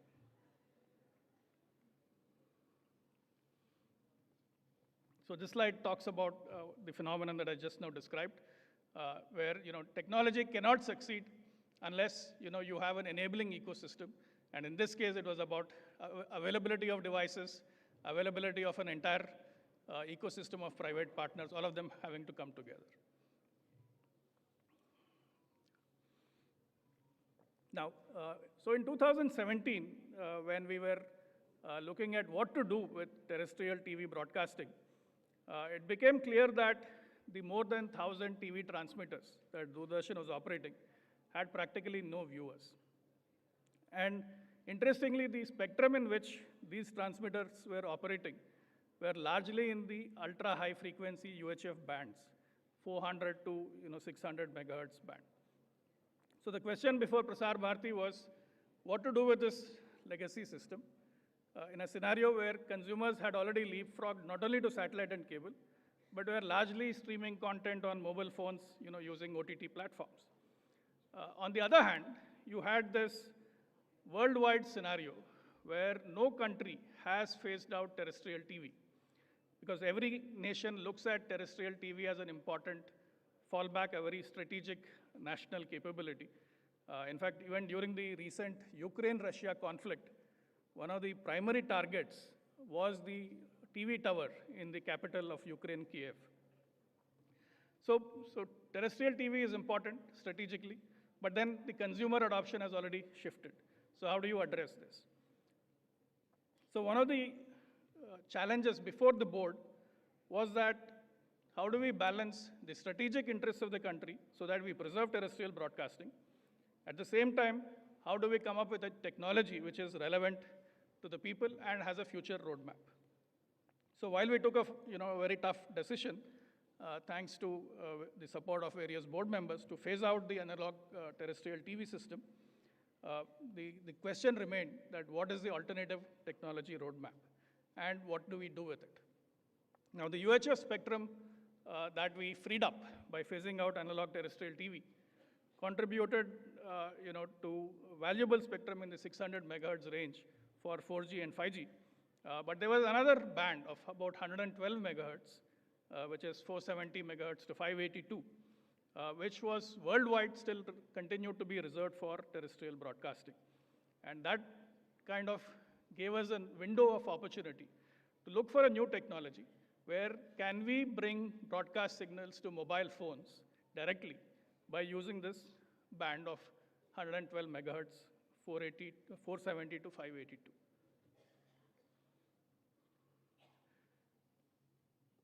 Now, if you look at mobile phone, the idea of bringing broadcast to mobile phones is not new, right? Because you already had FM radio, which was already being listened to on mobile phones. Even Doordarshan earlier experimented with what is called DVB T1, DVB T2, DVB H, a whole family of standards of television broadcasting out of Europe, where they were trying to see how you can do mobile broadcasting. The problem was all of these standards were designed for fixed television reception. They were not really optimized for mobile reception and also accounting for different scenarios where you could be indoors, you could be outdoors. It has to work in all of those scenarios. Interestingly, around this time when we were toying with this whole idea of direct-to-mobile, there were some experiments going on in the TV white space area. And this is where I think serendipity or destiny, as you might call it, was at work, where we were lucky to be introduced to Professor Abhay Karandikar and his lab in IIT Bombay, where a lot of this work was going on. And I distinctly remember making a visit to his lab at IIT Bombay in late 2017, where we had whiteboarded certain ideas on what a direct-to-mobile future might look like for broadcasting to mobile devices.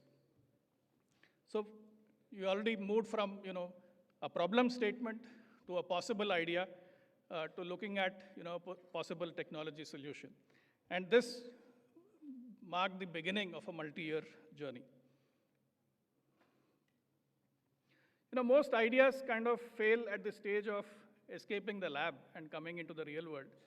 We saw it with the earlier presentation as well, where I was very pleased to see that, start with the output, start with, what you want and then work backwards. In some sense, the journey of D2M was also that we were clear what is the end state that we wanted mobile phones in every consumer's hand capable of receiving broadcast signals. What does it take to, put the right technology in place for it?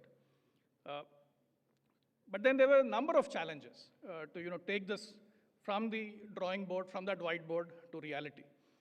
First was the legacy issue, right? Because the broadcast engineering community at Doordarshan was so heavily invested in DVB standards that it was very difficult for them to entertain the idea that we should take a different path, something where they break away from that legacy of decades, despite its limitations. So that is the first challenge, that how do you rally your internal organization to embrace change? The second was a lack of culture of innovation and experimentation. Because in a public body like Doordarshan or All India Radio, the culture is very rigid. It's very procedural, rule-driven. That they're not very. It's not very easy to get them to experiment and do innovations, try different things, where the outcome is uncertain. So I think that was the second big challenge, which was how do you bring about this culture shift? The third was, of course, funding and financing. Till about 2018, most of this broadcast infrastructure was publicly funded by the government, and several thousands of crores had already been spent on terrestrial broadcasting. So at that point in time, the Department of Expenditure had this very clear stipulation that you can't spend any more money on digital terrestrial television because the audiences are not there.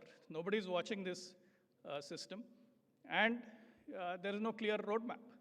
So what they said was that any new technology that you come up with has to be self-sustaining. Again, very similar to the example that we saw in the previous presentation, where you talked about a model which is completely financially self-sustaining. The fourth challenge was a lack of clarity on policy, because today in India you have two very different regulatory regimes.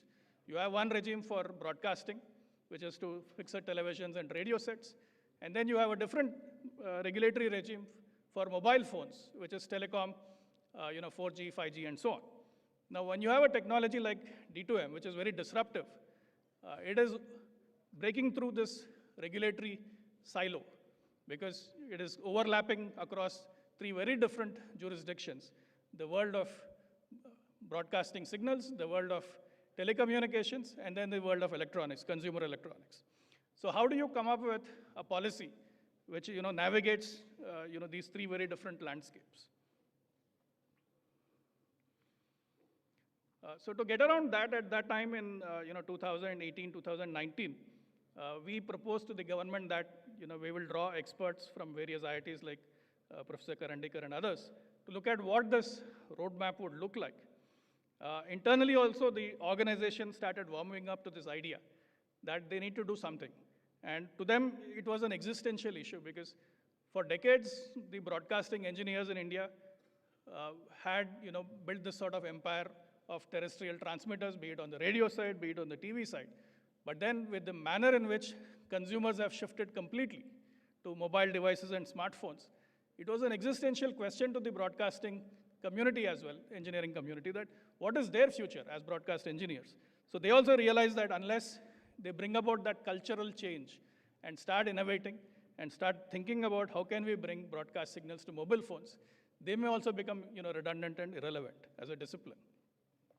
So finally, in 2019, we, at the Prasar Bharati board level, took a decision that we will collaborate with IIT Kanpur. Thankfully, by then, Professor Abhay Karandikar was there as the director. And we said, let us look at a roadmap for next generation broadcasting where we can deliver broadcast signals directly to mobile phones. And unfortunately, within a few months, COVID hit, and that entire momentum kind of slowed down. But it was also serendipity, again, that while we were trying to figure out how to take this direct-to-mobile project forward, a startup in Bangalore called Sankhya Labs had come up with what was India's first indigenously designed fabless chips for software-defined radio. And their chip, which was released sometime late 2018, early 2019, was capable of supporting multiple communication technologies, be it telecom, be it satellite, and of course, broadcasting. So it was an interesting convergence of various events that we had this MOU signed with IIT Kanpur. We had Sankhya Labs, which came up with this Indian chip. And then in the US and Korea, a new television standard was being experimented with called ATSC3, which was capable of transmitting not just video, not just audio, but data and any kind of information on the broadcast spectrum. So the idea was, can we look at this new standard? Can we look at this Indian chip, bring it all together, and build a working proof of concept for D2M? So that was the effort between 2020, 2021, despite all the challenges that COVID had posed.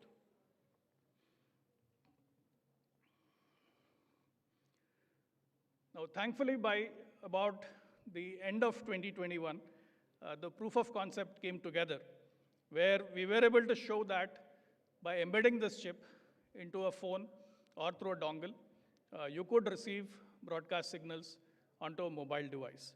And you could do it in different contexts. The other interesting learning was that unlike the traditional TV architecture, where you had one tall TV tower like in Pitampura, or you would have seen in several cities, this required, the direct-to-mobile system required a combination or a hybrid architecture, where you had to combine different things like a tall tower along with cellular base stations, all of them coming together.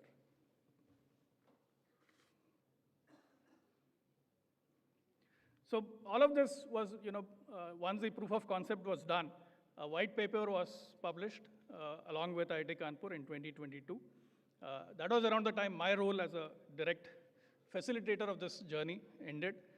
But thankfully, the momentum of D2M continued with the efforts by Prasar Bharati and IIT Kanpur. So the proof of concept became a pilot in 2023, where number of sites were active in Delhi. In 2024, IIT Kanpur went out of its comfort zone to prepare a very detailed report. What is the business case for rolling out D2M in this hybrid architecture? And interestingly, during WAVE's conference in 2025, a number of devices were showcased where you could embed this chip and make it work on a feature phone, make it work on a smartphone, and most interestingly on a laptop, where potentially you could deliver educational content without being dependent on the internet in different languages using an AI model running on the laptop. So a combination of D2M plus AI could enable a whole bunch of new scenarios. So all of this kind of created a global context for a technology where we can not only create it in India, but perhaps potentially even take it to other parts of the world. And that's where the Brazil example is interesting, because Brazil has recently adopted ATSC 3.0. So there's a potential opportunity for global export from India based on a tech stack that's developed in India.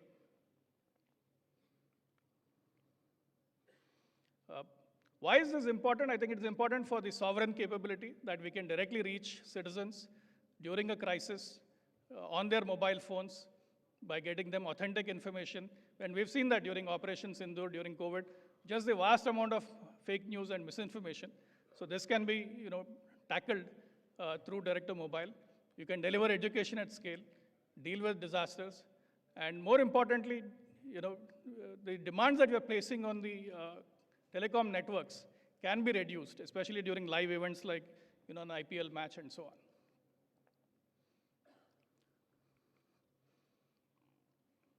Can we go to the next slide, please? Yeah. So let me conclude with how this establishes a blueprint for how we can leverage deep tech to build a completely sovereign full stack solution for a Viksit Bharat based on a designed in India chip all the way to a platform that India serves at population scale for billions of citizens. I think DTM proves that India can not just create a standard, but also adopt it at scale and make it a template for global adoption. We can show the world the way. And this can be something that's applicable for other areas as well, where you are thinking of a full sovereign stack like AI and quantum computing and so on.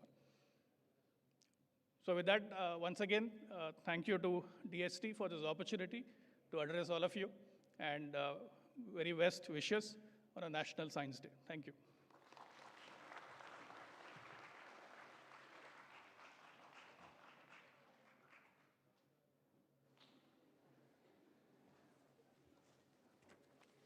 Thank you, sir, for your compelling insights on science communication technology and role of digital ecosystem in shaping an inclusive and innovative India. Your first statement about making the slides using AI gives us strength that AI is there to complement us, not is a threat to us.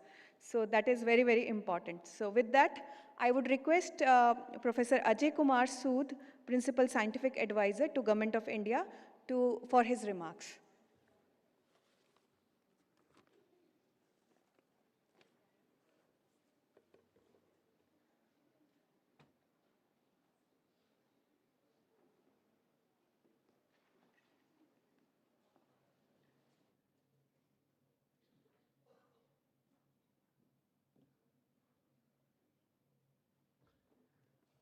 Thank you.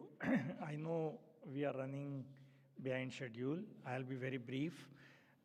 First of all, it was very inspiring to hear all the three stories, all the three travelogues of discovery and implementation on ground of what has been done in R&D, as well as the last talk on really implementing a new idea, not a new idea, but really a disruptive idea in communication. So my congratulations once again to all the three awardees for their very tremendous work. So we heard, I will not just repeat it, we heard how Drishti has made a difference in our aviation sector, how critical minerals, looking at for example, rare earth permanent magnets, we need not have sleepless nights. There is a solution, and of course for other critical minerals, and the new way of communicating, which is really for the masses in some sense. If you see, direct to mobile can really make a difference. And I can only say that things have moved forward. Shashiji, as you know, that in the recent meetings, more steps have been taken. And in 19 cities, I understand, it will be rolled out sooner than later. And it will be good to see that India designed chip and implementing it will be in place. And it is so fortuitous that we have one of the architects of this, Abhay Karandikar, amongst us. So Abhay, thank you very much for all your pioneering work. And I don't think you planned it that it will be announced when you will be Secretary DST. I think there are a lot of, it's very nice because he led this, as was mentioned, it's a very beautiful thing of combining the policy decision, the technology from the lab of Professor Karandikar, and our startup, Sankhya Lab, which is also very inspiring, and willingness to roll it out. So all the three players came together and had it and moved it forward. So I will not take more time, but only wish all the very best to all of you on this National Science Day, because we all realize that equitable India, as we envisage, is the only path for true progress. And the theme of this year's Science Day, namely Women in Science Catalyzing Viksit Bharat, is so very appropriate in our journey. So once again, thank you for coming on the Science Day function, and all the very best to you. Thank you.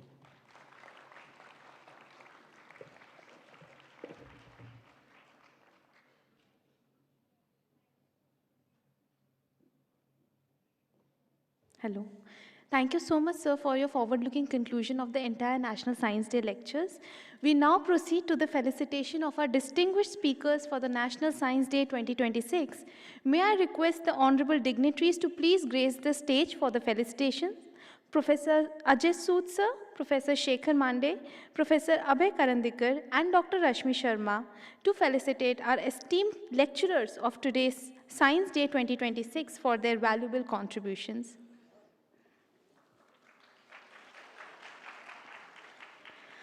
I call upon stage our first distinguished speaker for today, Dr. Shubha V. Iyengar, former distinguished scientist, CSIR, NAL.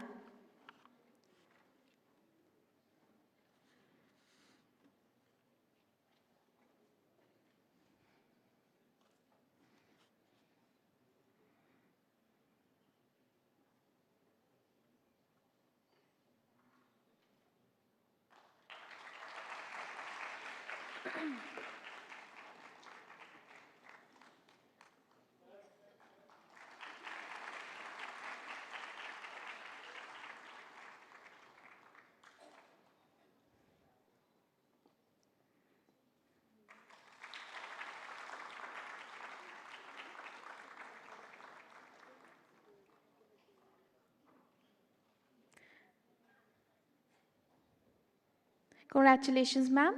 I now call upon stage our second distinguished speaker for today, Dr. K. Bala Subramanian, Director, NFTDC.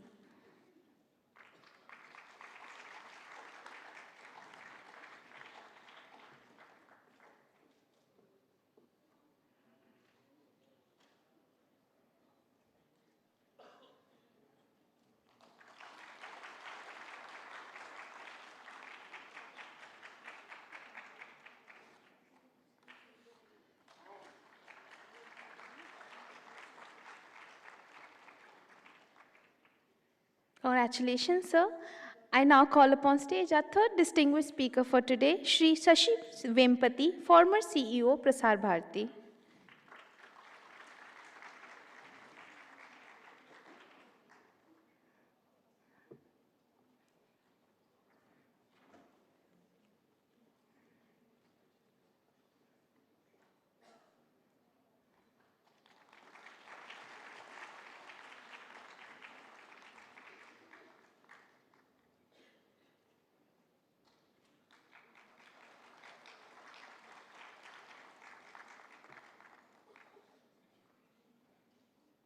Thank you, sir. Next, may I request Professor Abhay Karandikar, sir, Secretary DST, to kindly felicitate Professor Ajay Kumar Sood for chairing the National Science Day 2026 lecture session.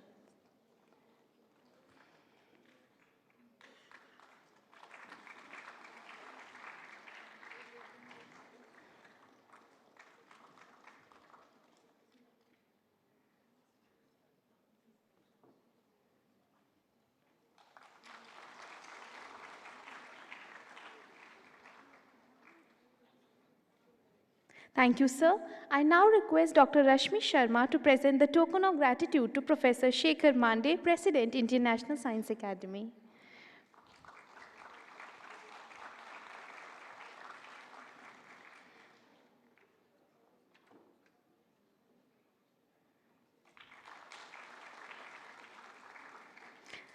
I again request ma'am to please present the token of gratitude to Professor Abhay Karandikar, Secretary, Department of Science and Technology.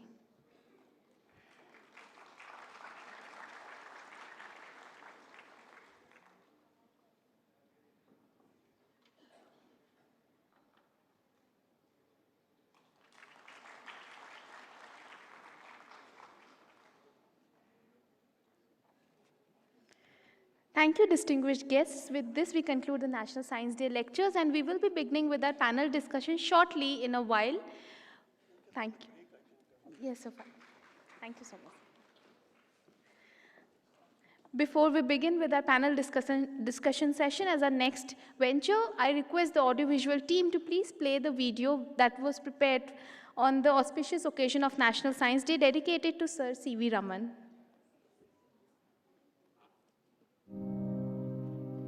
When we look at light, most of us just see brightness. Sir Chandrasekhara Venkataraman saw questions. Born on November 7, 1888 in Tiruchirappalli, Tamil Nadu, to Tamil parents, Father Chandrasekhara Iyer, a physics lecturer, and Mother Parvati Ammal, Raman filled his notebooks with waves, colors, and numbers. Long before he even stepped into a big laboratory, he excelled at St. Aloysius Anglo-Indian High School, then passed the BA degree examination at the age of 15 in 1904 at Presidency College, Madras, winning first place and gold medals in English and physics. He went ahead and took his MA degree in 1907 at the age of 18, again topping the class with record marks. Research in the modern sciences was quite unknown in India in those days. But young Raman, at the age of 16, and while still being a student in the MA class, was able to publish a paper in the prestigious journal, the Philosophical Magazine, London, thus delving into acoustics like violin vibrations and whispering galleries. Years later, in a lab at the Indian Association for Cultivation of Science in Kolkata, he continued exploring the world of light. Earlier, in 1921, while returning from England to India, aboard the SS Narkunda, he had pondered over why sea water sparkled deep blue. This led to his classic paper, The Molecular Scattering of Light in Water and the Color of the Sea. During one of his experiments, when C.V. Raman put light through a transparent medium like benzene, most rays scattered unchanged, but a tiny fraction emerged with a new color. It was indicated by slight shift in frequency. This happened because a few photons had interacted with the medium's molecules. Some photons gained energy from molecular vibrations, while others lost energy. The interesting thing is that the amount of gain or loss depends upon the medium. This phenomenon, known as the Raman effect, was announced by him on the 28th of February 1928. For this outstanding discovery, he received the Nobel Prize in Physics in the year 1930. Raman's idea grew from chalkboard equations. He founded the Raman Research Institute in Bengaluru to pursue his scientific interests. Raman moved there immediately after his term at the Indian Institute of Science. He worked in this institute till his last breath. The Raman effect principle is used in drug development, material science, forensics, mineralogy, geology, archaeology conservation, and is thus useful in many aspects of our lives. Even the principle of the Raman effect is used on the Mars rover to analyze the Martian surface for organic compounds, mineralogy, and potential biosignatures. To commemorate Raman's path-breaking research, in the year 1987, the Department of Science and Technology, Government of India, declared the 28th of February as National Science Day. The aim was to motivate students to do science and make our lives better through innovations. The theme chosen for this year's National Science Day is Women in Science, Catalyzing Viksit Bharat, which aptly reflects the national commitment to women-led science, innovation, and leadership. If one beam of light could change the world for C.V. Raman, what could your question change next? Jai Hind, Jai Vigyan, Jai Anusandhan.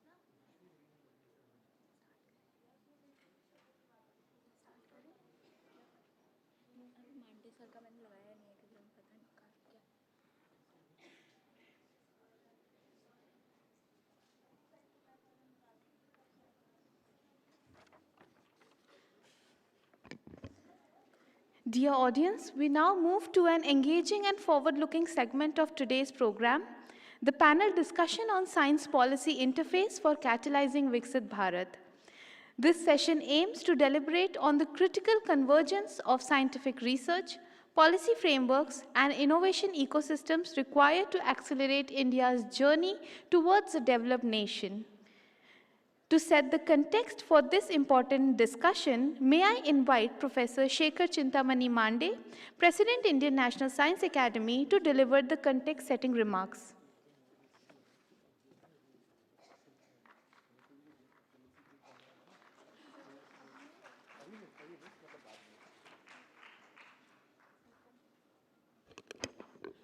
Thank you, and greetings to all of you once again for the National Science Day.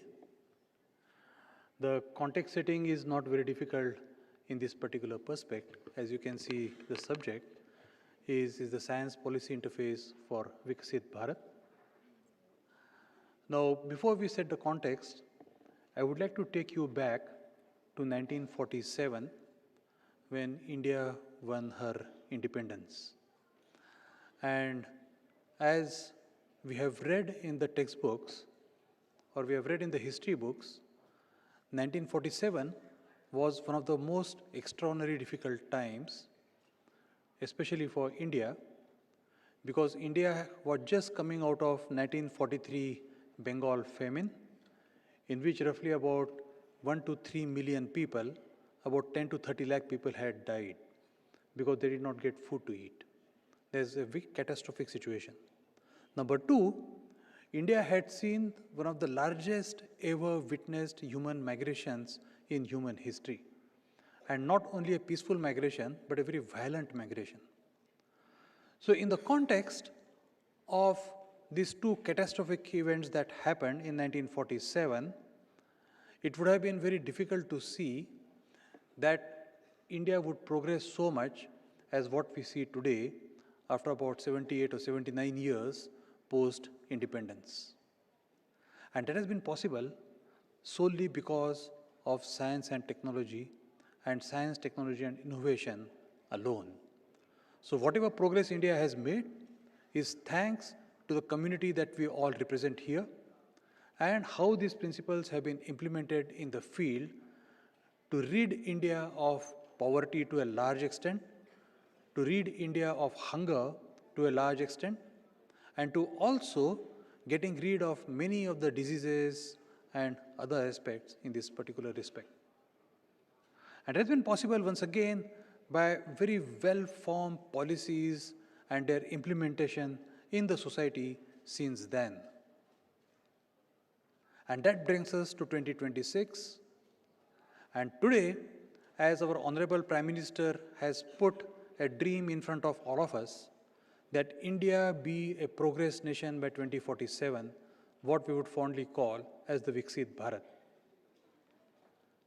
And as we have seen in the last 78, 79 years, that bringing India to this stage, science, technology, and innovation, indeed had played such a central role, and therefore it's no surprise that if India were to be a Viksit Bharat in 2047, science, technology, and innovation will continue to play equally important role for India's development.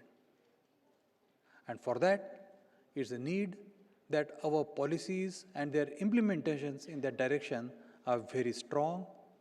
They are firmly rooted in our traditions and India's thinking. And also, they have the aspirations of the common people that by 2047, we all like to see India as a very affluent nation on par with other nations in the world. And that's exactly what we are going to discuss here today in the dialogue that what we have, the discussion that we have in terms of science policy and how the science policies would help us in taking us to Viksit Bharat. And we are joined by very distinguished panel members, and I welcome all of you to this particular panel discussion for that particular purpose. Thank you very much.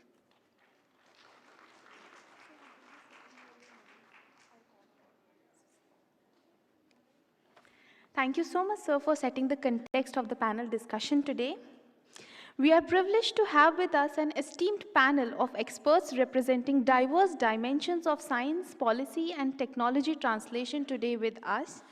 To moderate the entire session, we have with us Professor Indranil Manna, Vice President, Indian National Science Academy. I request sir to please come up on stage for moderating the session today.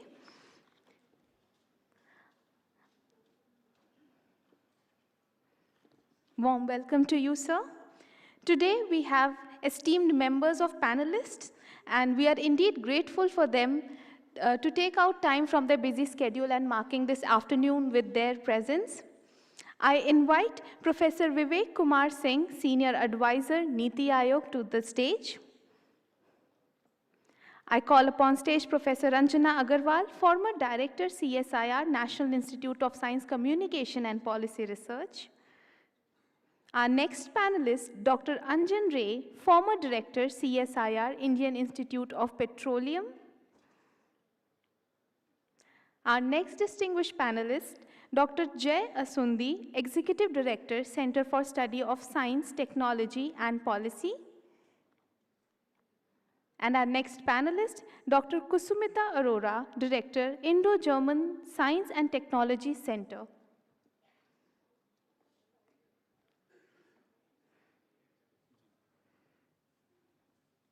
Through this panel, we look forward to insightful perspectives on strengthening the science policy interface to drive innovation-led growth, evidence-based policymaking, and inclusive technological advancement for a vision of Viksit Bharat 2047. With this, I hand over the stage to Professor Indranil Manna to moderate the session. Over to you, sir. Very good afternoon, and thank you, Ananna. President INSA, Dr. Mande, already has spelled out the context very nicely and aptly. Since independence, India has made enormous strides, and that was possible for multiple reasons, the importance of science being one of the foremost amongst them. Not just because today is National Science Day, not just because we keep celebrating every year the phenomenal discovery of Professor C.V. Raman, but because India now is looking ahead like never before. Before I actually start the panel, I would like to take the privilege of introducing our very eminent panelists today. We have Professor Vivek Kumar Singh, Senior Advisor, Niti Aayog. Professor Singh has been in the policy arena for a long time. Before joining Niti Aayog in 2025, he was a professor of computer science at the University of Delhi and served in significant academic administrative roles as head and dean of mathematical sciences. He held similar position at BHU and contributed to establishment of computing laboratories at South Asian University. He earned his bachelor's, master's, and PhD degrees from the University of Allahabad, and his research spans in the area of scientometrics, artificial intelligence, text analytics, and academic systems. He has a large number of publications and number of recognitions. So welcome, Professor Singh. We have Professor Ranjana Agarwal next to me. She's a former director of CSIR NISPER, a very distinguished chemist and science policy expert. Apart from being the director of NISPER, she earlier was a professor of chemistry and director of women research studies at the Studies Center at Kurukshetra University. She earned all her degrees from University of Kurukshetra and also had postdoctoral stints in very famous University of Cambridge, Trinity College Dublin, and University of Trieste. She has made significant contribution to green chemistry and evidence-based studies on technology readiness, rural livelihoods, and so on and so forth. Welcome, Professor Agarwal. Next is Dr. Anjan Ray, former director of CSIR IIP Dehradun. Dr. Ray, besides being the director of this very famous CSIR laboratory, he actually is an alumnus of IIT Delhi and then earned his MS and PhD from University of Pennsylvania. He held very important leadership roles in, before coming to India, he was at University of Texas, and then he served in the industry for a long time. His work connects or exploits the use of surfactants, biofuels, lubricants, polymers, energy sustainability. He's very passionate about research and translation and leading to commercialization. Welcome, Dr. Ray. We have Dr. J. Asundi, Executive Director, C-STEP, Center for Study of Science, Technology, and Policy in Bangalore. He is very keen to connect and bridge science, technology, and policy for sustainable development, covering energy transition, climate resilience, air quality, and AI for social impact. Since he has been associated with C-STEP since 2009, has worked for Center for Air Pollution Studies, AI for Social Impact. He holds a PhD degree from University of Carnegie Mellon University and served as a faculty member in the information system at the University of Texas, Dallas. His work is primarily related to integration of data modeling, evidence-based solutions to inform national energy, to create national policies on energy and climate policies. Welcome, Dr. Asundi. Next in the panel is another very eminent woman scientist leader in this country, Dr. Kusumita Arora, currently the director of Indo-German Science and Technology Center. She assumed this role only in September 2025 on deputation from NGRI Hyderabad, another very eminent CSIR laboratory. She took her first graduate and postgraduate degrees from IIT Kharagpur and then PhD from Osmania University and Freie University Berlin. A geophysicist by training with over 3 decades of experience, she specializes in Earth's geomagnetic field and subsurface geophysics, carries a large number of publications and received number of recognitions. Currently, she's the Vice President of the International Association of Geomagnetism and Aeronomy. Welcome, Dr. Arora. So, we are going to talk about science, technology, innovation policy, not just one specific aspect of science. But the constraint is the time.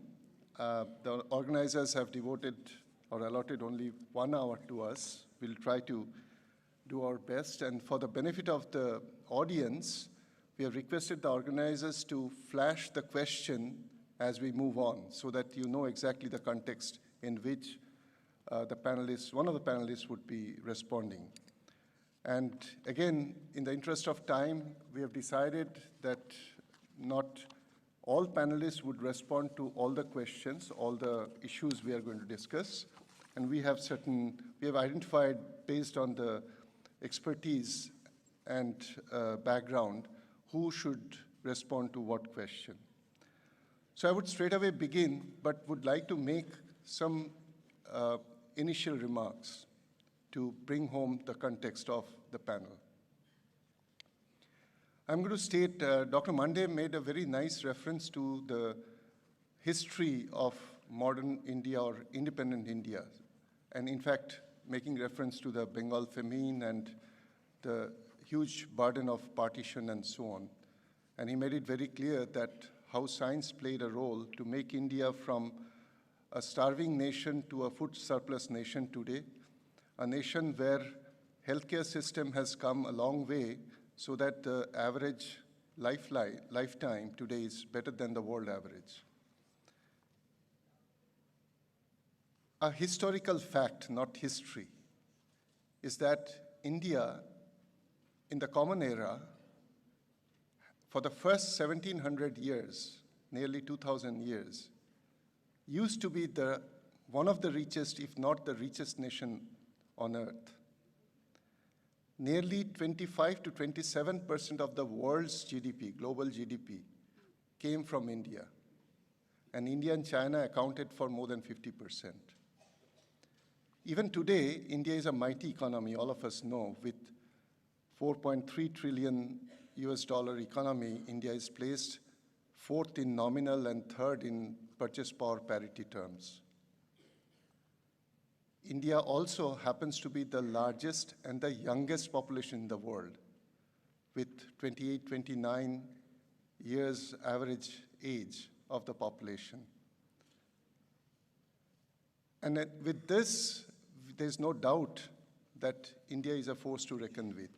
And that, just yesterday I saw a news item that India's growth, economic growth, is very much in the 7 to 8%, 7.6% or something, even in the recent times.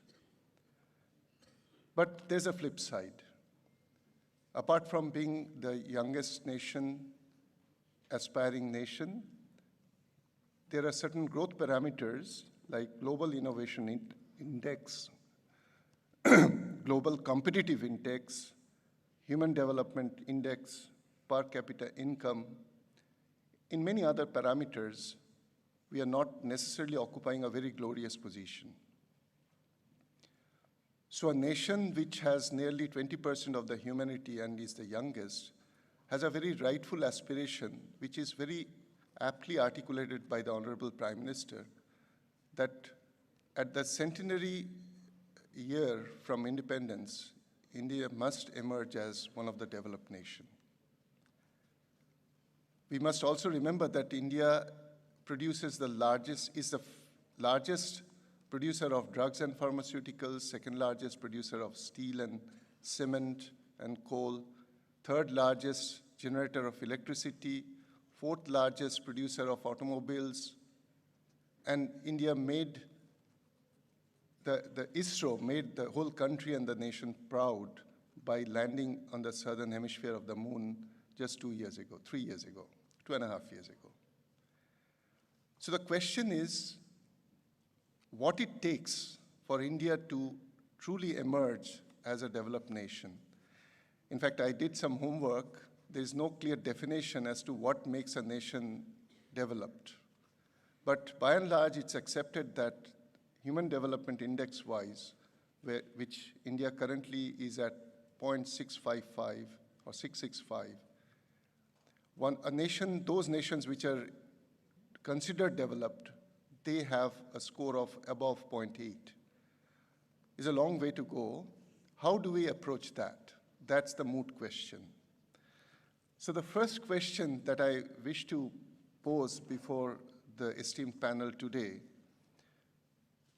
is, could we have the questions flashed on the screen? How important is scientific temper or approach, engineering invention, and culture of innovation to serve the foundational pillars for achieving Viksit Bharat at 2047? Just to make the context even clear, Finland, with a population of 1/5 of the city of Calcutta, is placed at 7th in Global Innovation Index. South Korea, with 1/3 of India's population and area, is 4th in GII, and India is 39th. So we need truly a scientific temper and be really innovative. So my question to both of you, Dr. Asundi and Dr. Singh, what do you think should be our strategy, our policy, to make the entire population think differently, boldly, and innovatively to reach the goal? Maybe Dr. Asundi, you may begin. You don't? How come? Do we have hand mics? Or maybe Dr. Singh, you can start. Yeah. Thank you. Yeah, yeah, now it should. Okay, then use a hand microphone.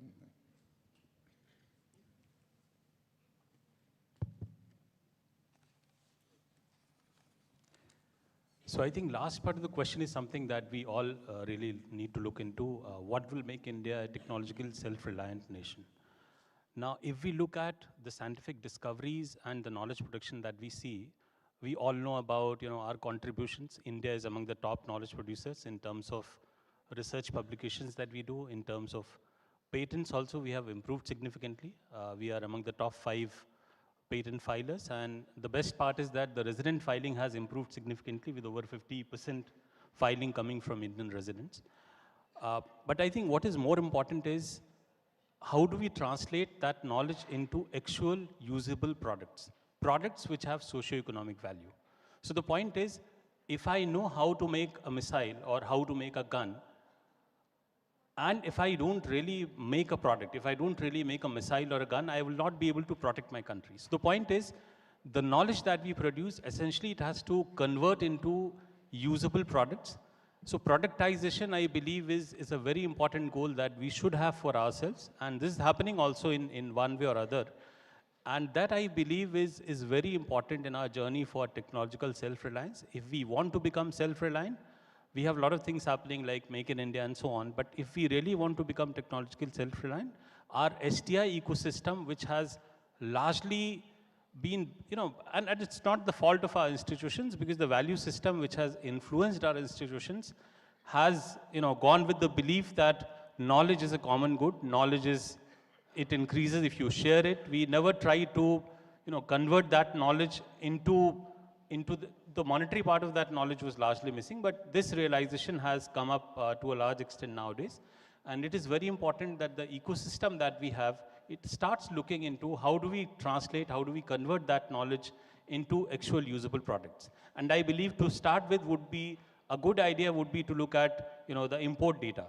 If you look at import data and probably you start with something like import substitution and trying to indigenize some of the technologies that we can, some of the products that we can, this could be a good starting point to start with in order to have our goal of achieving self-reliance. So I think the most important thing that we have is a greater realization and a greater support system for converting the knowledge that we produce into actual usable products which have socio-economic value. So I think that's the clue, that we have to move towards commercialization of innovations that we do into products available in the market. Dr. Asundi, your So, thank you, Professor Manna, for this question and for this opportunity. I think the first thing I would like to revert to is what we've got in our constitution, where this notion of scientific temper. And I think I would be speaking to the choir here, which will really talk about, yes, science is important.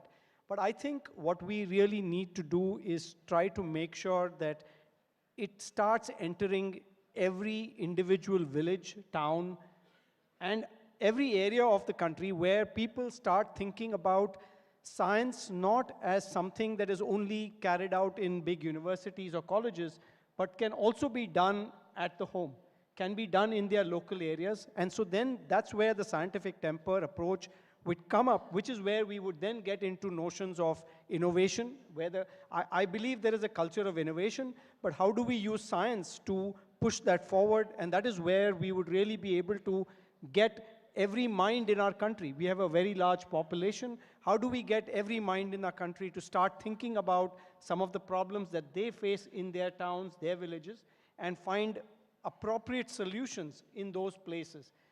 There may be solutions that they could come up which are very specific to their areas, but also could be translated into something that could be used across the country in other villages where similar problems are faced. So I do feel that scientific temper and this notion of innovation.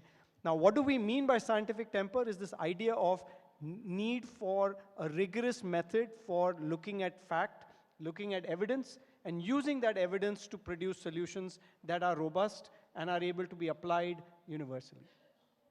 So penetrate into the rural India. More people, significantly more people even today live in the rural India. and just doing science in 1 or 2 metropolitan cities is not going to change the face of the nation. So obviously, we have to take the scientific temper to every nook and corner of the country. The next question is, in what way should science policy evolve to integrate STI, science, technology, innovation, beyond economic growth, aligning with India's centenary aspiration of technologically self-reliant or Atmanirbhar Bharat? So again to you, Dr. Asundi. I mean, I just put the context in this way that almost majority of the scientific instruments or the medical instruments we use in the hospitals in medical technology, they are imported. Semiconductor technology is in its infancy. We have to change those scenarios. I think you have it for Ranjana. Oh, this is, oh, I'm sorry. This is for, yeah. Yeah. Sorry. Thank you, Professor Manna. It's very true that economic growth, industrial competitiveness, global rankings, patents, all are very essential when we talk of self-reliant India in 2047. But I believe that India has very strongly put forward at the global platform Indian view of science, technology, innovation. If I talk of G20, when we say Vasudhaiva Kutumbakam, or in the recently held AI summit, where our theme was Sarvjan Hitaye, Sarvjan Sukhaye.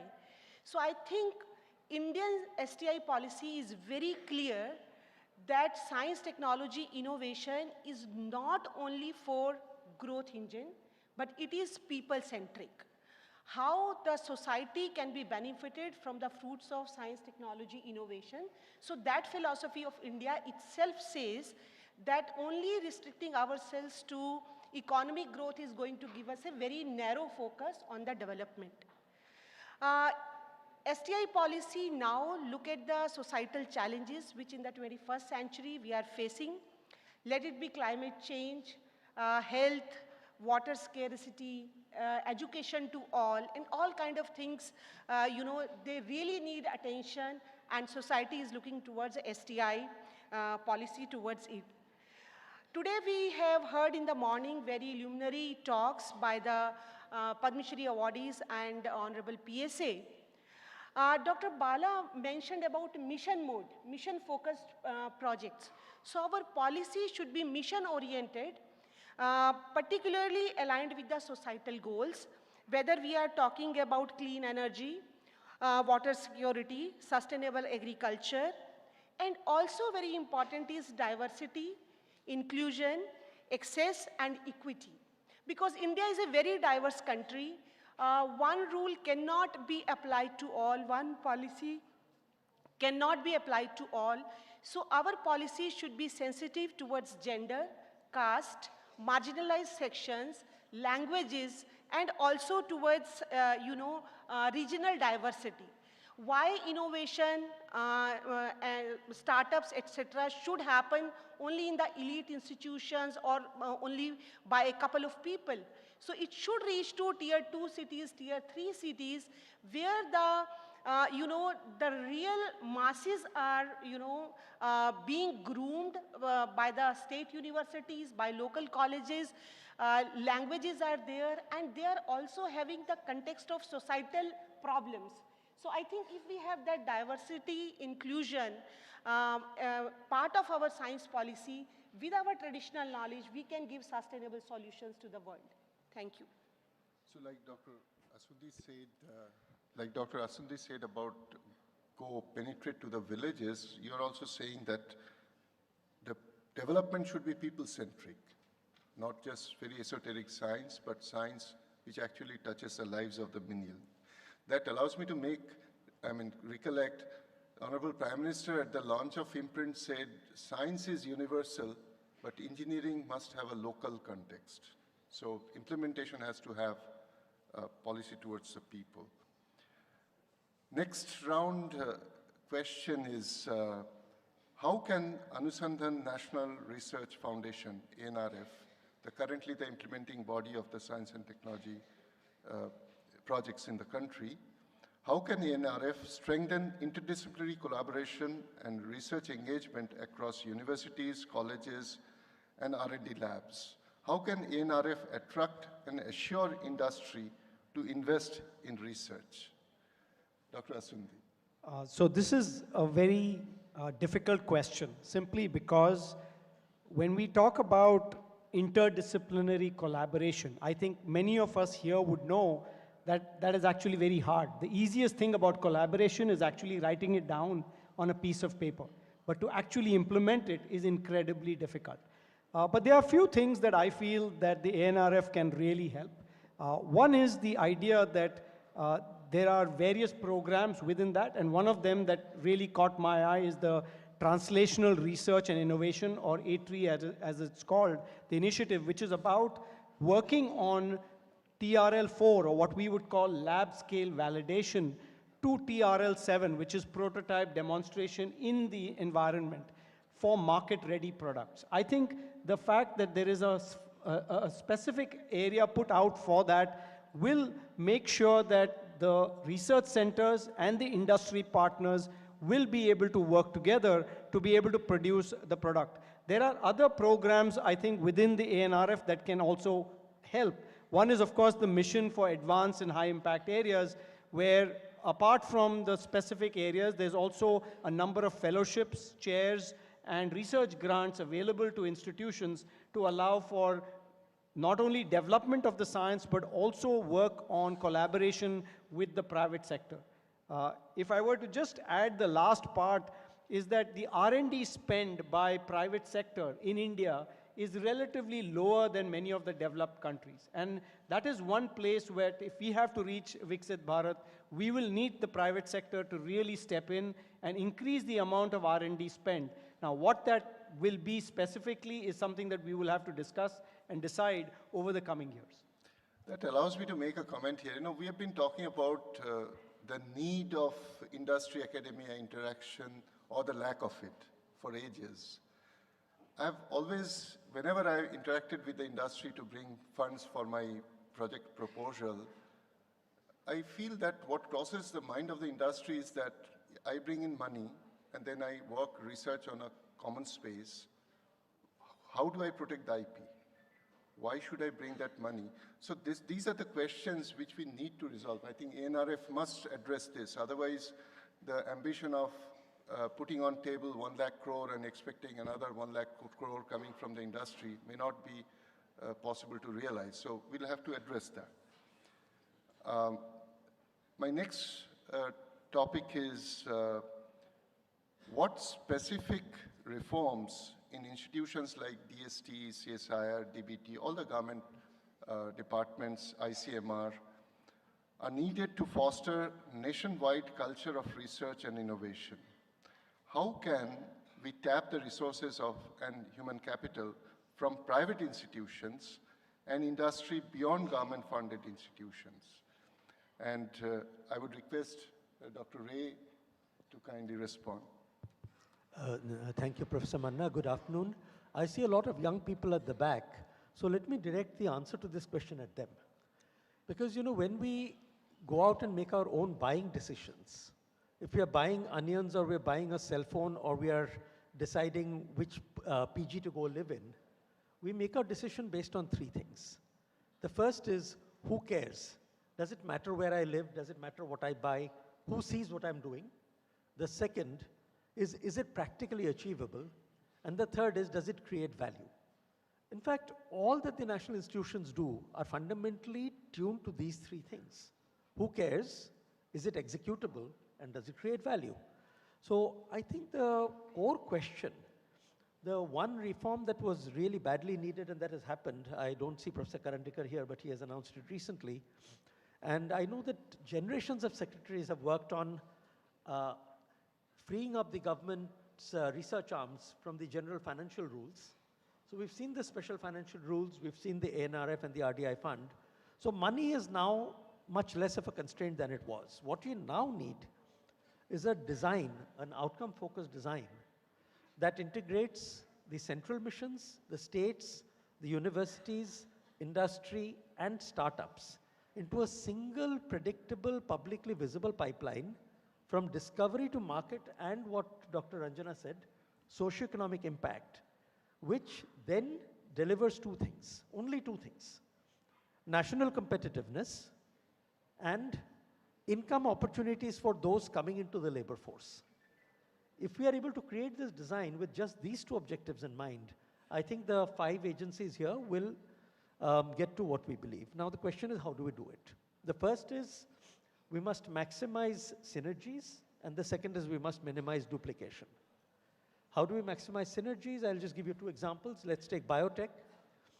DBT, CSIR, ICMR, ICAR, and DST. They have all sorts of calls which overlap. So with each call set, have a national biofoundry and a pooled platform, whether it is clinical trials or field trials, with a sectoral lead who can be varied over time so that no particular agency is given overweightage. And then you give it outcome metrics. You know, how do you measure things? Not activities, but actual measurable outcomes. So how many IND filings, how many domestic GMP batches, how many new crop strains introduced with what yield variants, and what measurable reduction in import dependence, like Vivek Singh ji said. Now I'll give you a really important number here. How many of us, can you do a quick show of hands, how many of us believe that India needs to import petroleum? How many of us believe that India needs to import petroleum? I don't see any hands going up. So we don't need to import petroleum? 1. Only 1 person thinks, 2, 3, 4. Okay, let me tell you the dark fact. Since 1977, India has thrown away more carbon atoms every year than it imported as petroleum. Since 1977. And why? Because we have never focused technology on conversion of waste carbons to petroleum until about, I don't know, 15 years ago, when impetus was given behind the ethanol and biogas missions. So where is our data-driven analysis across our agencies?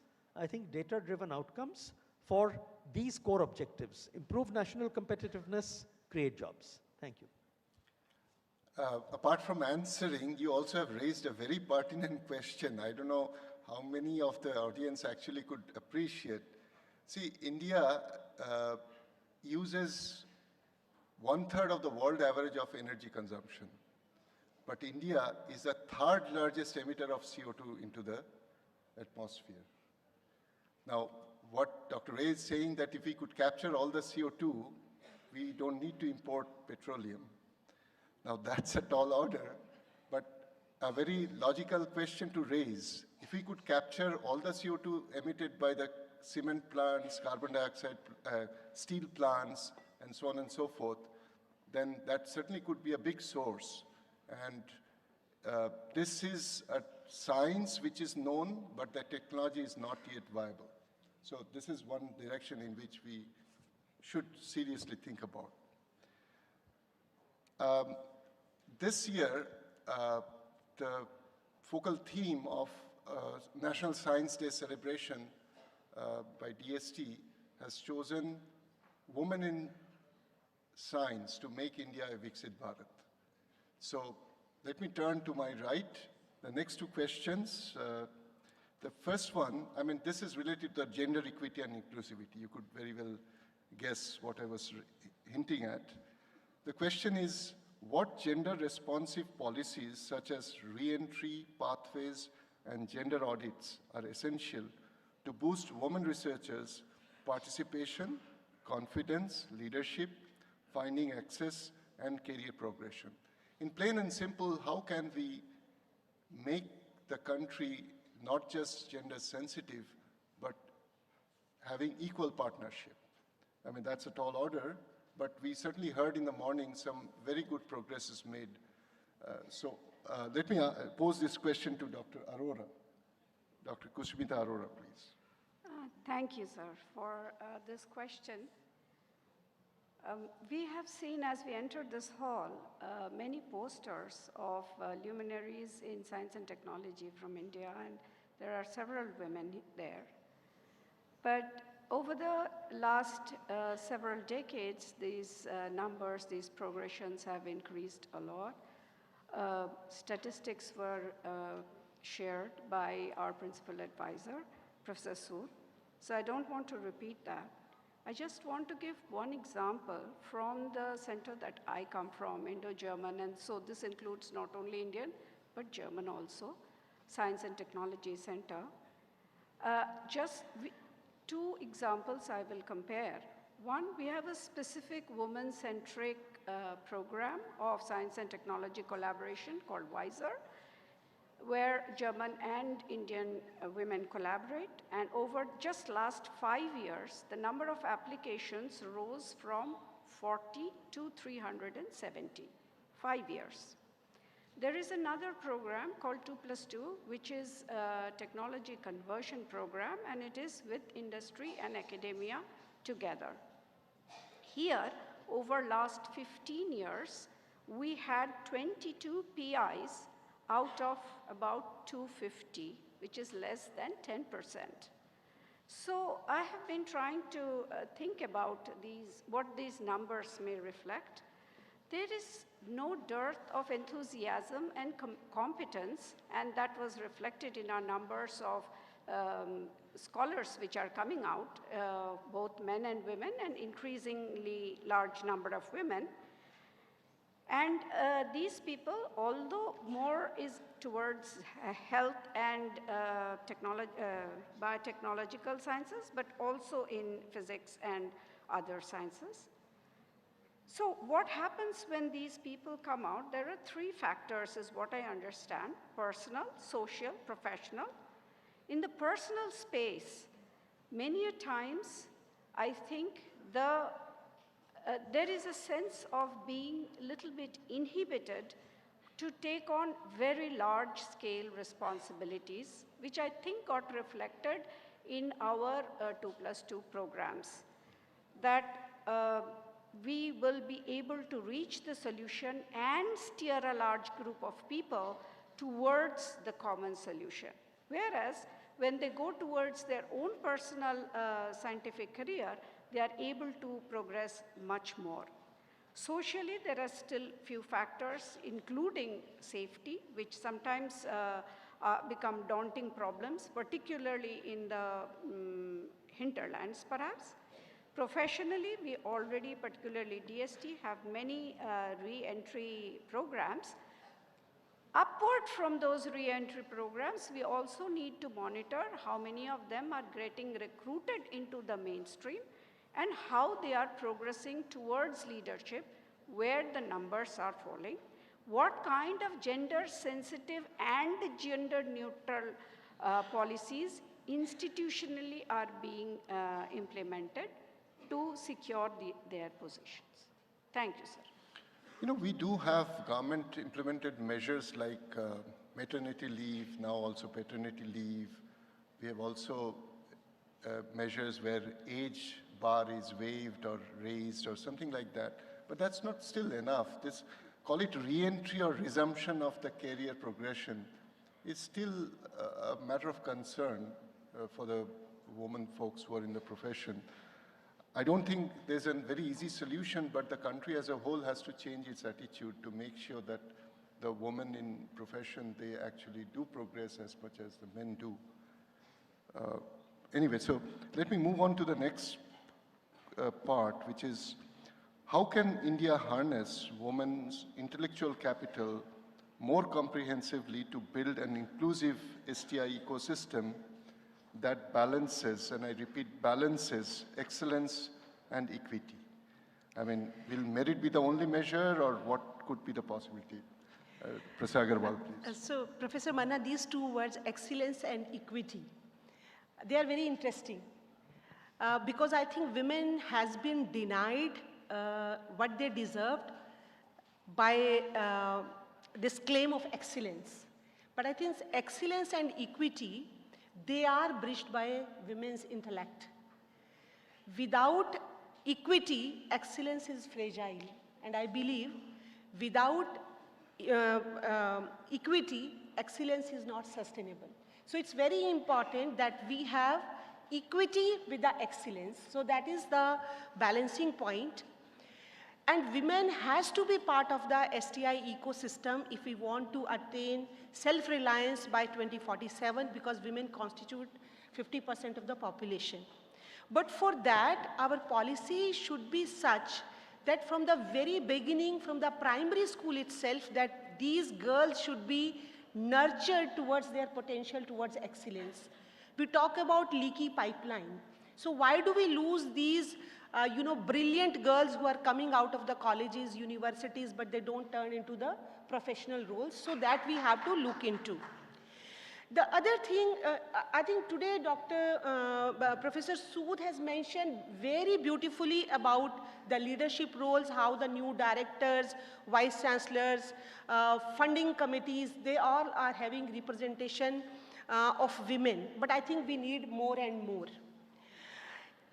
Another thing very important is to retain the women into the mainstream by devising a system, evaluation system, which is not same for men and women, because women have very different responsibilities and they can be assessed by different parameters.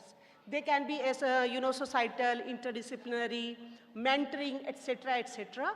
And for them, having a continuous career, uninterrupted career should not be kind of a stigma, because they have to bear the biological role which the nature has assigned to them.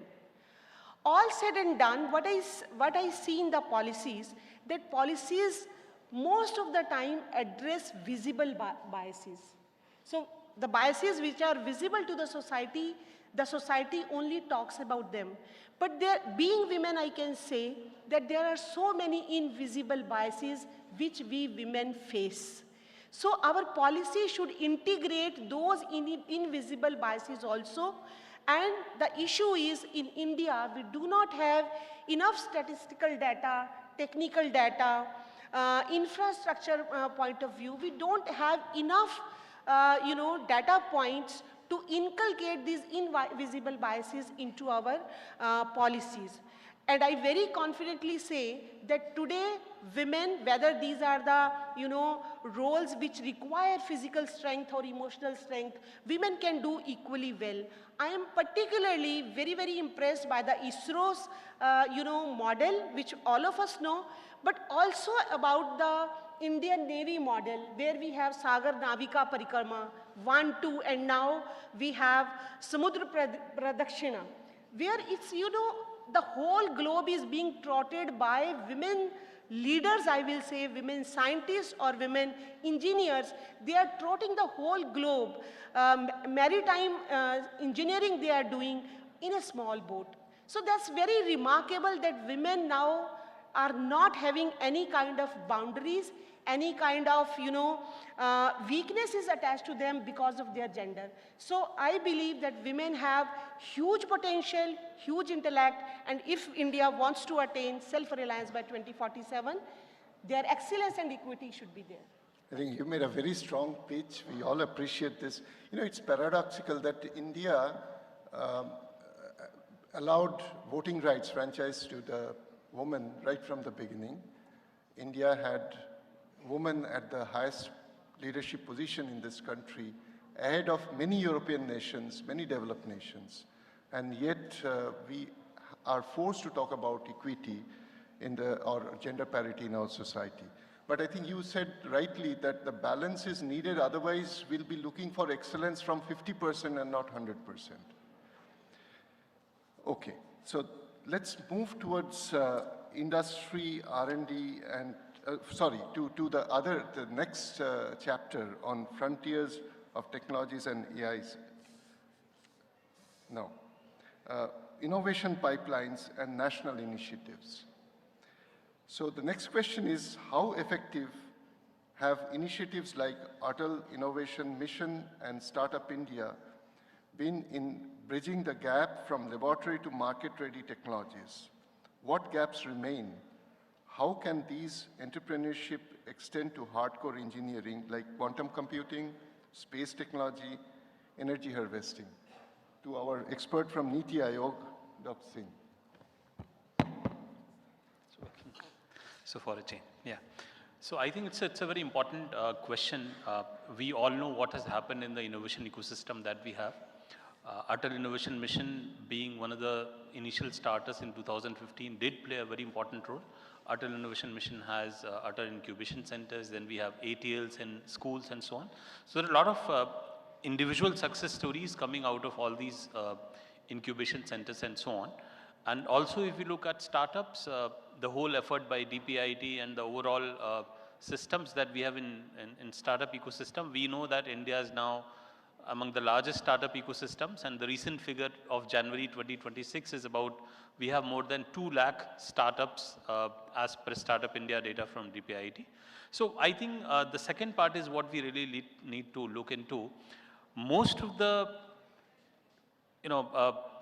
actual productization, or most of the technologies that we develop, if we talk about deep tech and largely areas like quantum, space, energy, these areas, they need a kind of institutional support base. So most of this has a lot of scientific basis, scientific discoveries associated with them. So probably what we need to do at the next step is 2 important things. One, we need to have a well-developed faculty entrepreneurship policy in place, because this is very, very important that researchers and faculty members in our higher education institutions and R&D labs, we have a clear framework that they're able to translate, able to take forward their discoveries into, with the help of course, companies, startups, Section 8 companies and so on, to actual products. That's one very important thing that we need. And also the second important thing that we probably need is at this point of time is, we know about incubation centers being supported by different departments and ministries. So DST has its own, DBT has its own, Atal Innovation Mission has its own. So there are a lot of departments within Government of India, and there are also initiatives from state governments which support incubation centers and the whole innovation pipeline. Probably what we need to do at this point of time is some kind of linking between them, networking between them, so that all of them can learn from each other. And probably we also start thinking about the second level incubation centers. So most of these incubation centers that you see out of all these programs, they are largely first level incubation centers.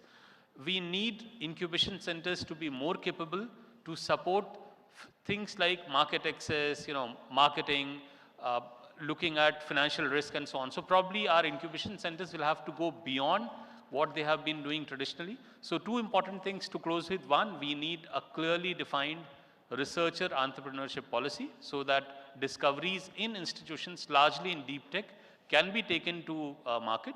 And number 2, we need more equipped, more capable incubation centers who are, who can play a more important role when it comes to deep tech. Thank you.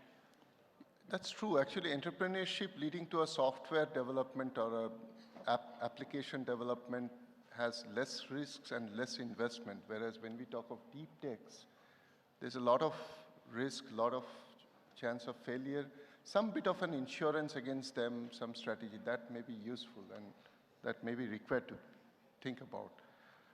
The next topic is what policy measures can better support entrepreneurship, skilling, and regional innovation ecosystem to nurture innovation pipelines? What should be the measure of success? I mean, that's something like we always say that we chase success. What should be the parameters? So, Dr. Ray, please. It's almost a continuation of what I said earlier. I was giving you 2 measures. But let me take this question in slightly bigger depth again, looking at our younger stakeholders at the back, right? This word innovation, it's a very interesting term, and we tend to broad brush it, but it actually requires a fundamental understanding of the differences between fact, viewpoints, and beliefs. Because when you engineer a product, then you're depending on facts and scientific validation. But when a product goes to market, it depends on viewpoints and beliefs. So I think that by creating a STEM and non-STEM ecosystem without seamless boundaries with psychology, social sciences, anthropology, marketing, and commerce, we actually run the risk of disconnecting the product innovation ecosystem with the market innovation ecosystem. And if you look at our large neighbors across the border, they have actually mastered this. Yeah? You mentioned Scandinavia earlier, mentioned Finland. Finland has absolutely mastered this, right? A small country like Slovenia has done pretty well. You look at Israel. So we have created compartments a world that is broken up by narrow domestic walls, we are not recognizing that even in our Vedas, we recognize the difference between Gyan and Vigyan. We recognize the difference between Gyan and Buddhi, wisdom, discernment of knowledge. So using that, I will just talk about a couple of things. One is a structural anomaly, exactly what you said. Our startup criterion for Startup India qualification is that you have to be less than 10 years since your creation. Now a deep tech startup can take 20 years, whereas a startup doing consumer tech or fintech might take 3. So we have one single criterion. We must look at how we define our policy criteria for different sectors under a startup mission. Then we are not engaging the states enough. So I'm all for saying we should create regional innovation hubs or maybe regional innovation authorities. You convert the state science and technology councils, empower them with budgetary autonomy, give them this SFR, special financial rule, aligned procurement powers for ANRF or RDI supported projects, and mandate them to run regional mission calls. I mean, today the Niti Aayog looks at the performance of states through the MOSPI National Indicator Framework. But we don't actually take the same R&D initiatives down to state level. They're run centrally. So we must fix that disconnect. You know, skilling is something which we often miss out. We pay so much attention on innovation or something, but technologies change so fast these days. Some kind of refresher arrangement, even midstream, may be required. And that will be very important also to sustain. An entrepreneur is not necessarily doing only for one single innovation. Exactly. So midstream refresher courses or intervention may be necessary. Yes, that entire skilling exercise that we talk about, you know, I think that we need to skill less if we, we'll need to skill less if we drill less. I mean, I personally believe that there should be, over time, especially after what we heard from Dr. Shashi Shekhar Vempati earlier, I think we should, if not do away, reduce the textbook burden and go to an online curated module at a central level. Schools, colleges should be able to print from there as appropriate for the courses that they are teaching. And they should be more and more aligned to local needs. I mean, why do we need textbooks anymore? It's all out there. Well, that part, those from academia, I don't know how much we No, I'm saying it's a we are talking policy. Right. So I'm saying as a policy, we should consider allow them reducing to make that mistakes, emphasis. Honest mistakes. Yeah, sure. Okay, we move to R&D investment and funding challenges. We all know that money talks and funding is required. And that's one question we have been always asking ourselves. With India's investment on R&D at 0.64% of the GDP, compared to 4.9% in Republic of Korea and 5.3 or more in Israel, and well below the global average, what strategies can elevate the R&D expenditure to support Viksit Bharat? If we really want to make it to that level, is 0.65% of the GDP enough to promote the culture of innovation and R&D? To Dr. Singh. Well, one thing is very, very important that 0.64% of GDP being the GERD is not going to sustain us for a long period of time. If you look at the recent release of Global Innovation Index in 2025, you will see India marked as innovation overperformer. So what it does mean is that we are producing more in terms of outputs as compared to the inputs that we put into the science, technology, innovation ecosystem. So this, of course, needs to improve significantly. We are less than 50 rank in terms of our gross expenditure on R&D. So this really needs to improve. But the bigger question now is what should be our strategy to improve it further?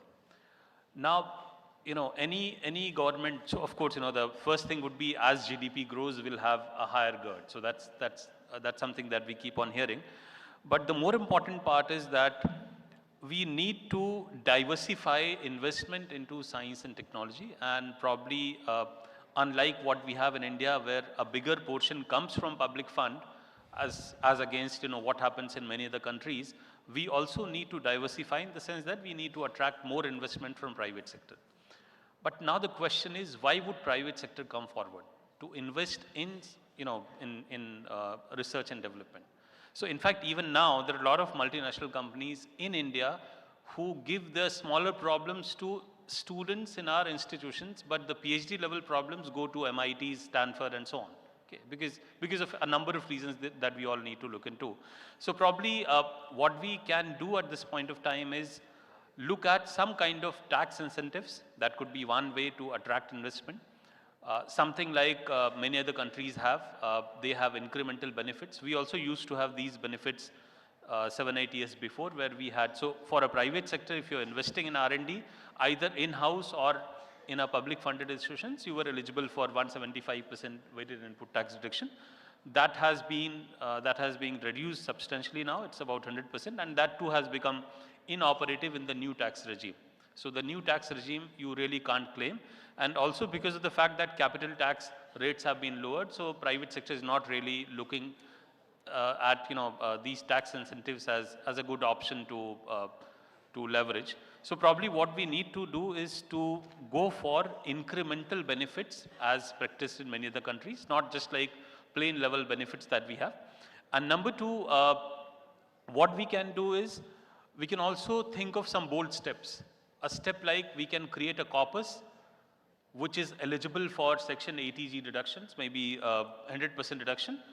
I believe a lot of people, a lot of individuals, a lot of organizations would be coming forward to invest in R&D if there is a tax incentive associated. For me particularly, if I am given a choice that I can, instead of 30% tax that is deducted out of my salary, if I have a choice that I can give it to a university and I get 100% weighted tax deduction, I would go with that.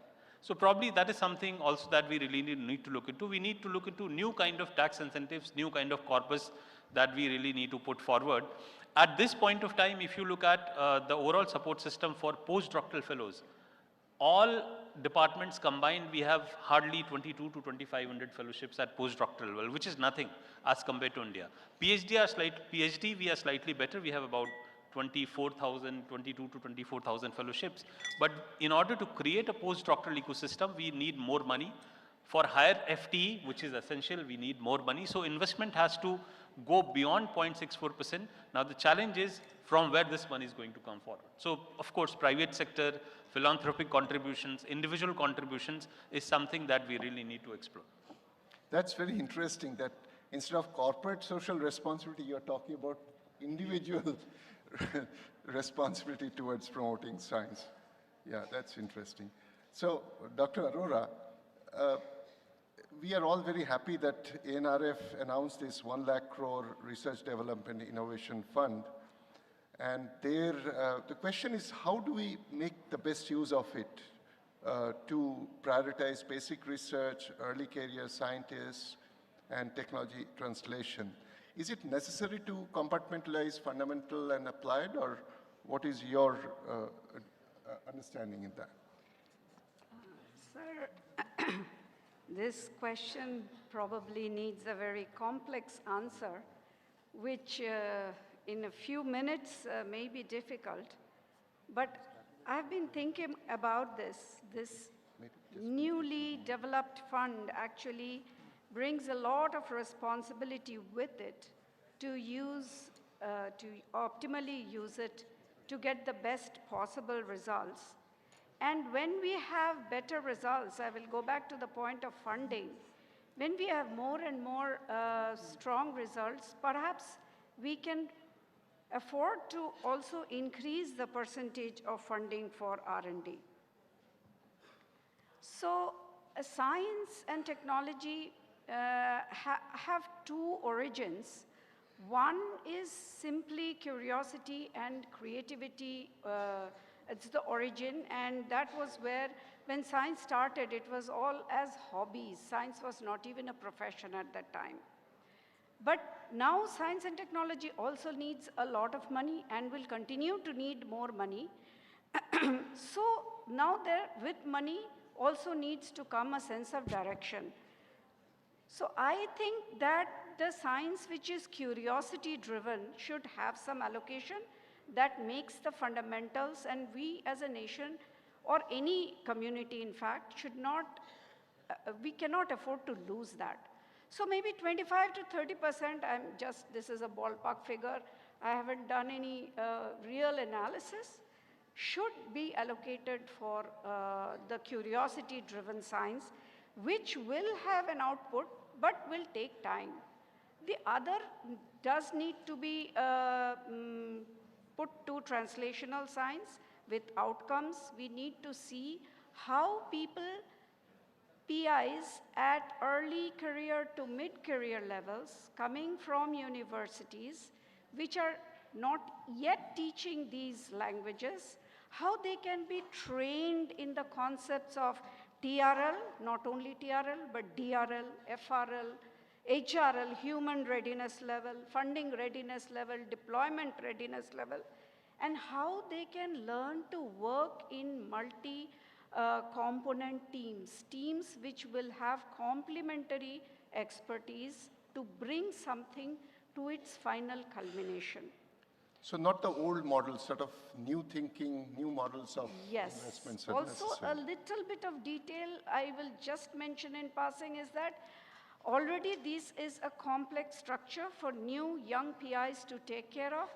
We also need to find ways to little bit relieve them of administrative responsibilities which are taking a lot of their time. I'm seeing it from a very close distance in our organization. Right, of course, yeah. In the interest of time, we have already exceeded 1 hour. I'll just take just 1 or 2 more topics and not more. It's related to technology transfer and evaluation. We all are very keen on translation. So, Professor Agarwal, what stronger mechanisms for technology transfer, outcome-oriented evaluations, and academy, industry, government integration are needed to convert research into deployable technologies? Does our assessment and evaluation system and its parameters need a change, or we are happy with the conventional? Professor Agarwal. So definitely we need a change in the evaluation system and the parameters so that we have more deployable technologies. Professor Vivek talked about the knowledge-based system which India has, number 3 in the publications, scientific publications. But when it comes to quality publications, we are a bit lower, number 8 or number 9. But still we are publishing more than 20,000 papers, scholarly articles in top 10% journals, scientific journals. So that means the knowledge base is there. But when we look at the conversion rate into deployable technologies, products, processes, India is lagging behind. It's not having the same kind of index to project that. So for that, it's very important for self-reliance that we have a strong transfer technology mechanism. At present, generally, it is like it is thought like it's the responsibility of the technology developer to develop the technology, have the, conceptualize the idea, execute it, develop the technology, and then translate it also. So which is not, I think, desirable, because we are wasting the time and talent of that particular scientist into these kind of activities. So they should be part of it, but there should be dedicated technology transfer offices with trained people who are trained in these kind of processes, who understand the intellectual properties, pathways, those who know the technology readiness level, technology maturity level, and all these kind of things they can handle. The second thing is evaluation system. So we really need a robust evaluation system rather than having output-based, how many patents, publications, etc., etc. We should have outcome-based evaluation system where we talk of impact, whether on the environment or the society. So that kind of thing should be there. And about the integration of 3, the triple helix model, which we call it, where the industry, academia, and government come together to take that particular technology from, lab to land. Here I will say we should go beyond triple helix model. We should have the quadruplex model where we also integrate society into it. Because there may be many grassroots innovators who can basically,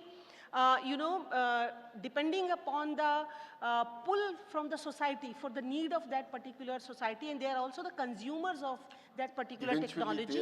Eventually, they are the consumers. So they are the consumers, so we should develop this strong quadruplex model where three technology developers and the consumers, they work together. So that's my say on that. Yeah, thank you. We'll take one last topic, and it's very relevant. Dr. Ray, you were in the industry, you have been with CSIR, one of the premier labs, for a long time. I know you are very passionate about translation. So the question is, how can funding agencies better support investigator-led basic research and individual PI pursuing a basic research topic while ensuring accountability for innovative outcomes? How to ensure seamless translation of science to engineering and eventually to technology, or the vice versa? I think it's a topic very close to my heart, and it reflects directly on what Dr. Ranjana said, that first of all, you don't really need to distinguish basic and applied research, right? I would rather say discovery and application.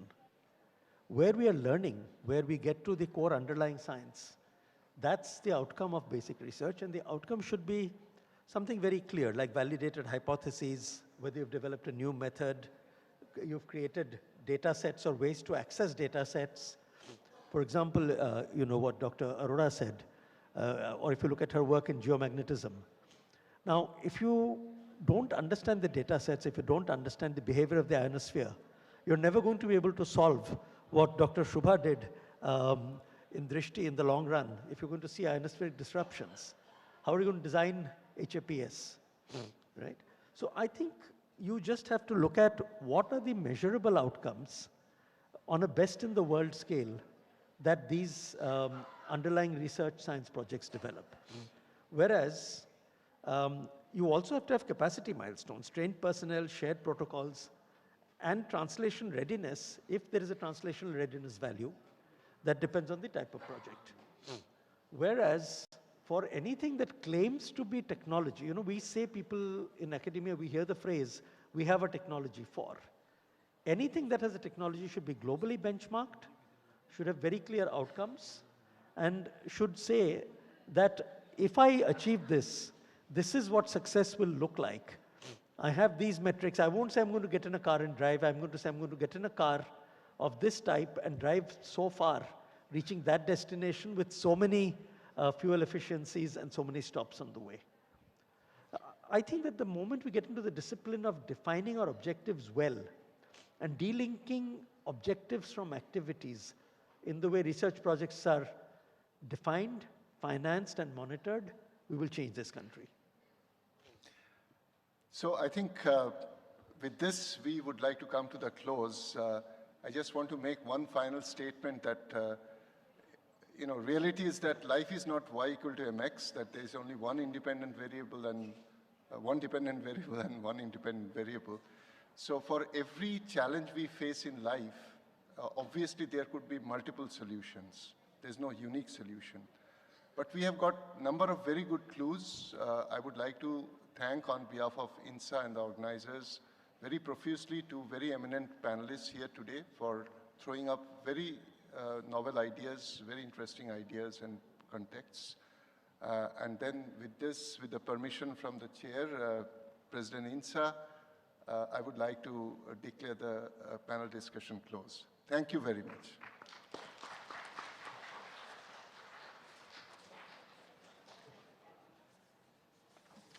Thank you very much. Yeah.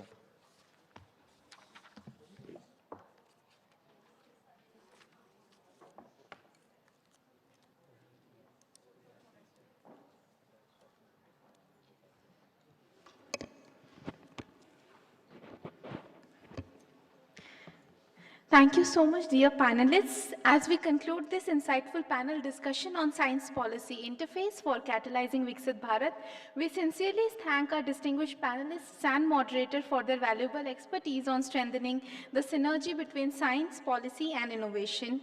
We are indeed grateful for them And I now request Professor Shekhar Mande, sir, President, Indian National Science Academy, to felicitate our honorable panelists for today. First, we have Professor Vivek Kumar Singh from Niti Aayog.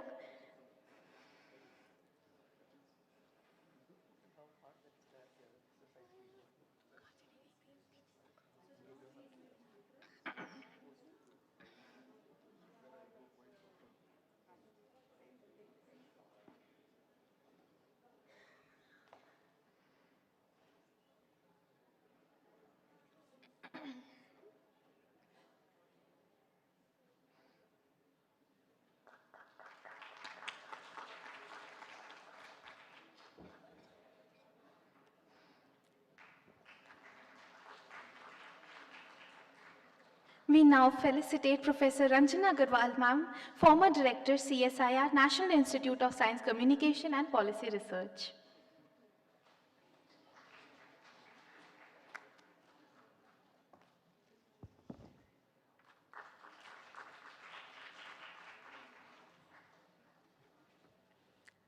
Thank you, ma'am. We now felicitate Dr. Anjan Ray, CSIR, Indian Institute of Petroleum, former Director.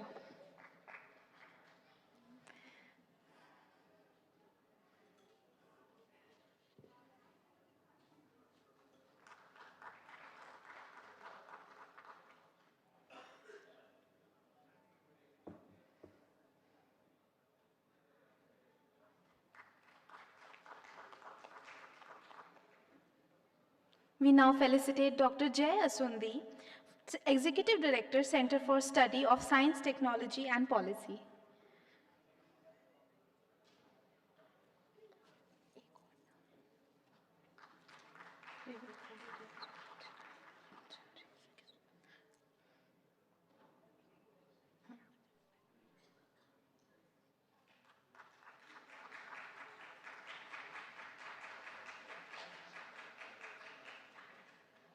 We now felicitate our next panelist, Dr. Kusumita Arora, Director, Indo-German Science and Technology Center.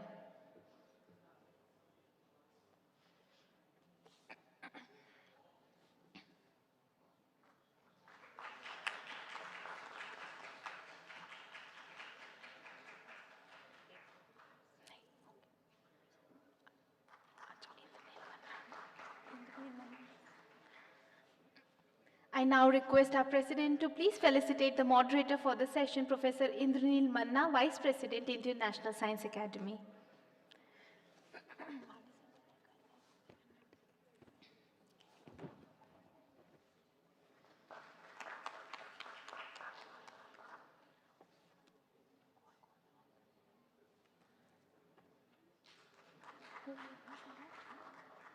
Thank you so much, dear panelists and distinguished guests. With this, we formally conclude the panel discussion. Thank you all for your participation and engagement. We now disperse for the lunch. There is a kind announcement to all the representatives of schools and colleges. The coordinators of the respective schools and colleges are requested to please collect their participation certificate from the organizers